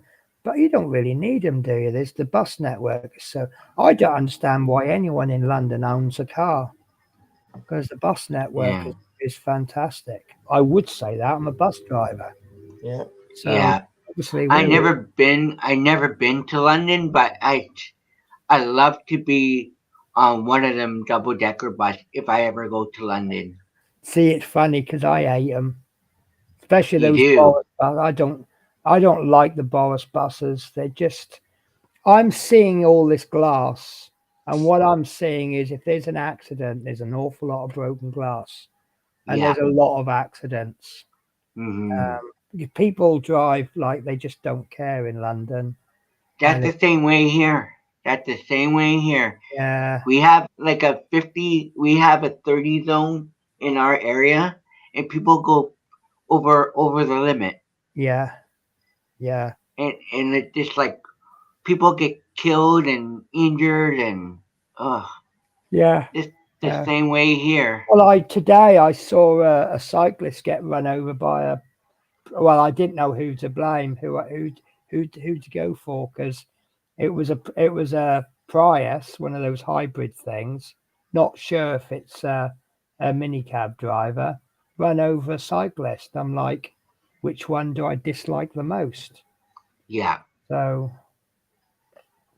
but the car was actually had to reverse to get the bike Hmm. out from the front. Hmm. So Choberton says, totally agree, Penny. When I lived in London, I used a car to drive in and out of London. The rest of the time, bus or tube. And that's an interesting one because when I was at Bow Road, I used to get the tube in every day. And I thought, oh, lovely, I'm getting the tube in. After about Yeah. 3 days of commuting on the tube, it becomes very ordinary. And Right. it's awful. You've done a hard day's work, and it's like 7 o'clock in the evening, and the tubes are still packed. 7 in the evening, Yeah. absolutely packed, and you're like, all I want to do is just sit down, and you're sharing an upright handle with about 14 other people, and it's like, Hmm. way. So, right. So, Horlick's lovely to visit on a train, but that's it. And then Horlick says, right, this is not getting me to bed. Ciao for now. Night all. Listen, I'm going to disappear soon anyway because it is getting rather late. And I think even Mike can agree this is more than 5 minutes stream time, isn't it, Natasha? No, he'll probably say 6 minutes. 3 minutes 37. Yeah. You watch. Right. So we are streaming tomorrow. But Okay. I believe we are doing the Mustang tomorrow, aren't we, Natasha? Yeah, Ooh. I thought it was today, but I got it wrong. Yeah. But yeah, it's next to me. Billy says the car versus bike is usually the car fault as they won't give space, but then sometimes bikers are at fault. It's all got very confusing because basically whatever you do now, it's a cyclist's fault. But it looks to me like the cyclist has come out from the path straight onto the road Yeah. without Hmm. looking because they Yeah. never do. And the That car looks really good. That looks really, really good. is It nice, is. nice little 6 job there. stages completed. Yeah. No, it's good. Oh God. But yes, but at the same time, the amount of distance that they had to reverse the car to get it off the cycle and the distance it was from the mini roundabout would suggest to me that the car was going a bit quick. Because Yeah. one thing we're taught is keep your speed down. Hmm. That way, if you have an accident, then you're not as likely to hurt someone and you've got more thinking time and stopping time. And the number of times I've slammed the brakes on and then said to my passengers, oh, I'm ever so sorry about that. And they're like, sorry for what? Because if you Yeah. slam the brakes on at 10 miles an hour, it doesn't have the effect of slamming your brakes on at 30 miles an hour. Yeah. All about you got more time to think. You see someone come out of a junction, you know they're going to come out of the junction, you got more time to react. And it's so yeah, the way that the car was reversing, it was right over the bike, and this poor old guy on Mm. the bike was hobbling. I would suggest he was going a little bit too quick, or he wasn't looking at what he was doing. So, Hmm. but who knows? Someone might be in trouble, someone might not be. So, Yeah. unfortunately, it's just one of 100 accidents that happen in London every single day. So, right, guys. So, I'm going to finish the stream. I think we've done this for way long enough today. quite enjoying this kit now that I've cleaned it all up and I've actually glued some bits on. That's the bit that makes a difference, isn't it? Once you start gluing bits up, Yeah. it starts progressing. Yeah. Not so bored. Yeah, well, I wouldn't say bored because there's so many different elements, and some people like the glue up and they don't like the painting. Some people like the painting. Some people live for the cleanup. God knows Yeah. why. But I mean, I watched an interesting video. Obviously, he tried to make it a bit clickbaity, but he said Tamiya kits are terrible. And when you watch the video, he's saying that Tamiya kits, they're just so good, such good kits. They literally go together by themselves. And sometimes he longs for a really badly fitting kit. So he's got like all the cleanup that I've done and all the sanding. He loves it all because then he's got to do things and he's got to think. And I kind of agree with them. Tamiya kits have their places, but if all you build is Tamiya kits, you don't learn how to fix problems because there are no Right. problems to fix. Right. So yeah, right. So guys, I'm just going to catch up on the chat. If you could slow the chat down, now I can finish the stream. Keep typing chat. I can't finish. Keep typing. No, yes. If I'm staying on longer, you're staying on with me, Natasha. Fine, I can sleep on my desk. Can you? Yeah. Is this what are we going to have an overnight stream of two people sleeping? Why not, innit? Whereas Robert will be jumping up and down going, come on, guys, it's only 4 o'clock. What's up with you? Yeah, it will be 4 o'clock my time, definitely. Yeah. So Choberton says, hi, David. Dale says, great stream night all. Choberton says, okay, bye for now, everyone. Take care. David says, thank you all for an interesting night. I'm glad you found it interesting and thank you for coming along. Jeff Light says, thanks, guys. Hope take care and stay safe. Or hope to catch you tomorrow. Good night, all. I'd probably see you tomorrow. Well, you will do, especially if you're coming into work. Right, guys, who wants to say goodbye first? I'll get it out of the way. Well, no, you got to finish the show because it's on your stream tonight. Is it on your stream tonight? Don't know. I can't remember. Where are we streaming to? I have no idea. Oh, I'll tell you what. I'll give you the benefit of the doubt again. So, I don't know. Could be. right. I don't know. So, if you would like to say goodbye, then, Natasha. Yeah, I'll say goodbye. Thank you again, Penny, for inviting me on your stream. And I thought we was doing the plane, but that's tomorrow. That's all right. Take care, everyone. Happy hobbying, aircrafting, and stay safe out there. Take care. Do you want to say goodbye, Robert? Bye, everyone. Thank you for having me. It's been fun. I had a great time.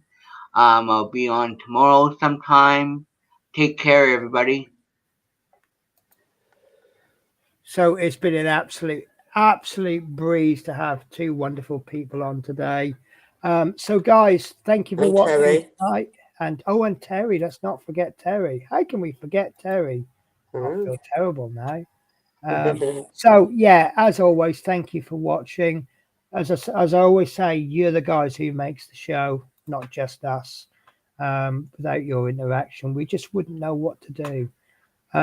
So with that, then I'm off ski. I'm going to get some sleep. A busy day for me tomorrow, doing not an awful lot, spending money, and I might jump on the DLR tomorrow to Stratford. I don't like Stratford. Well, I do like Stratford. That's the problem. Is it getting there? It's just very expensive, and they have lovely stuff. Last time I went to Stratford, I spent £90 on a pair of jeans. And almost £200 on Lego set. So it's probably best I avoid the place. So guys, take care and I'll catch you all tomorrow, possibly with some money, but probably not. Bye-bye. Bye.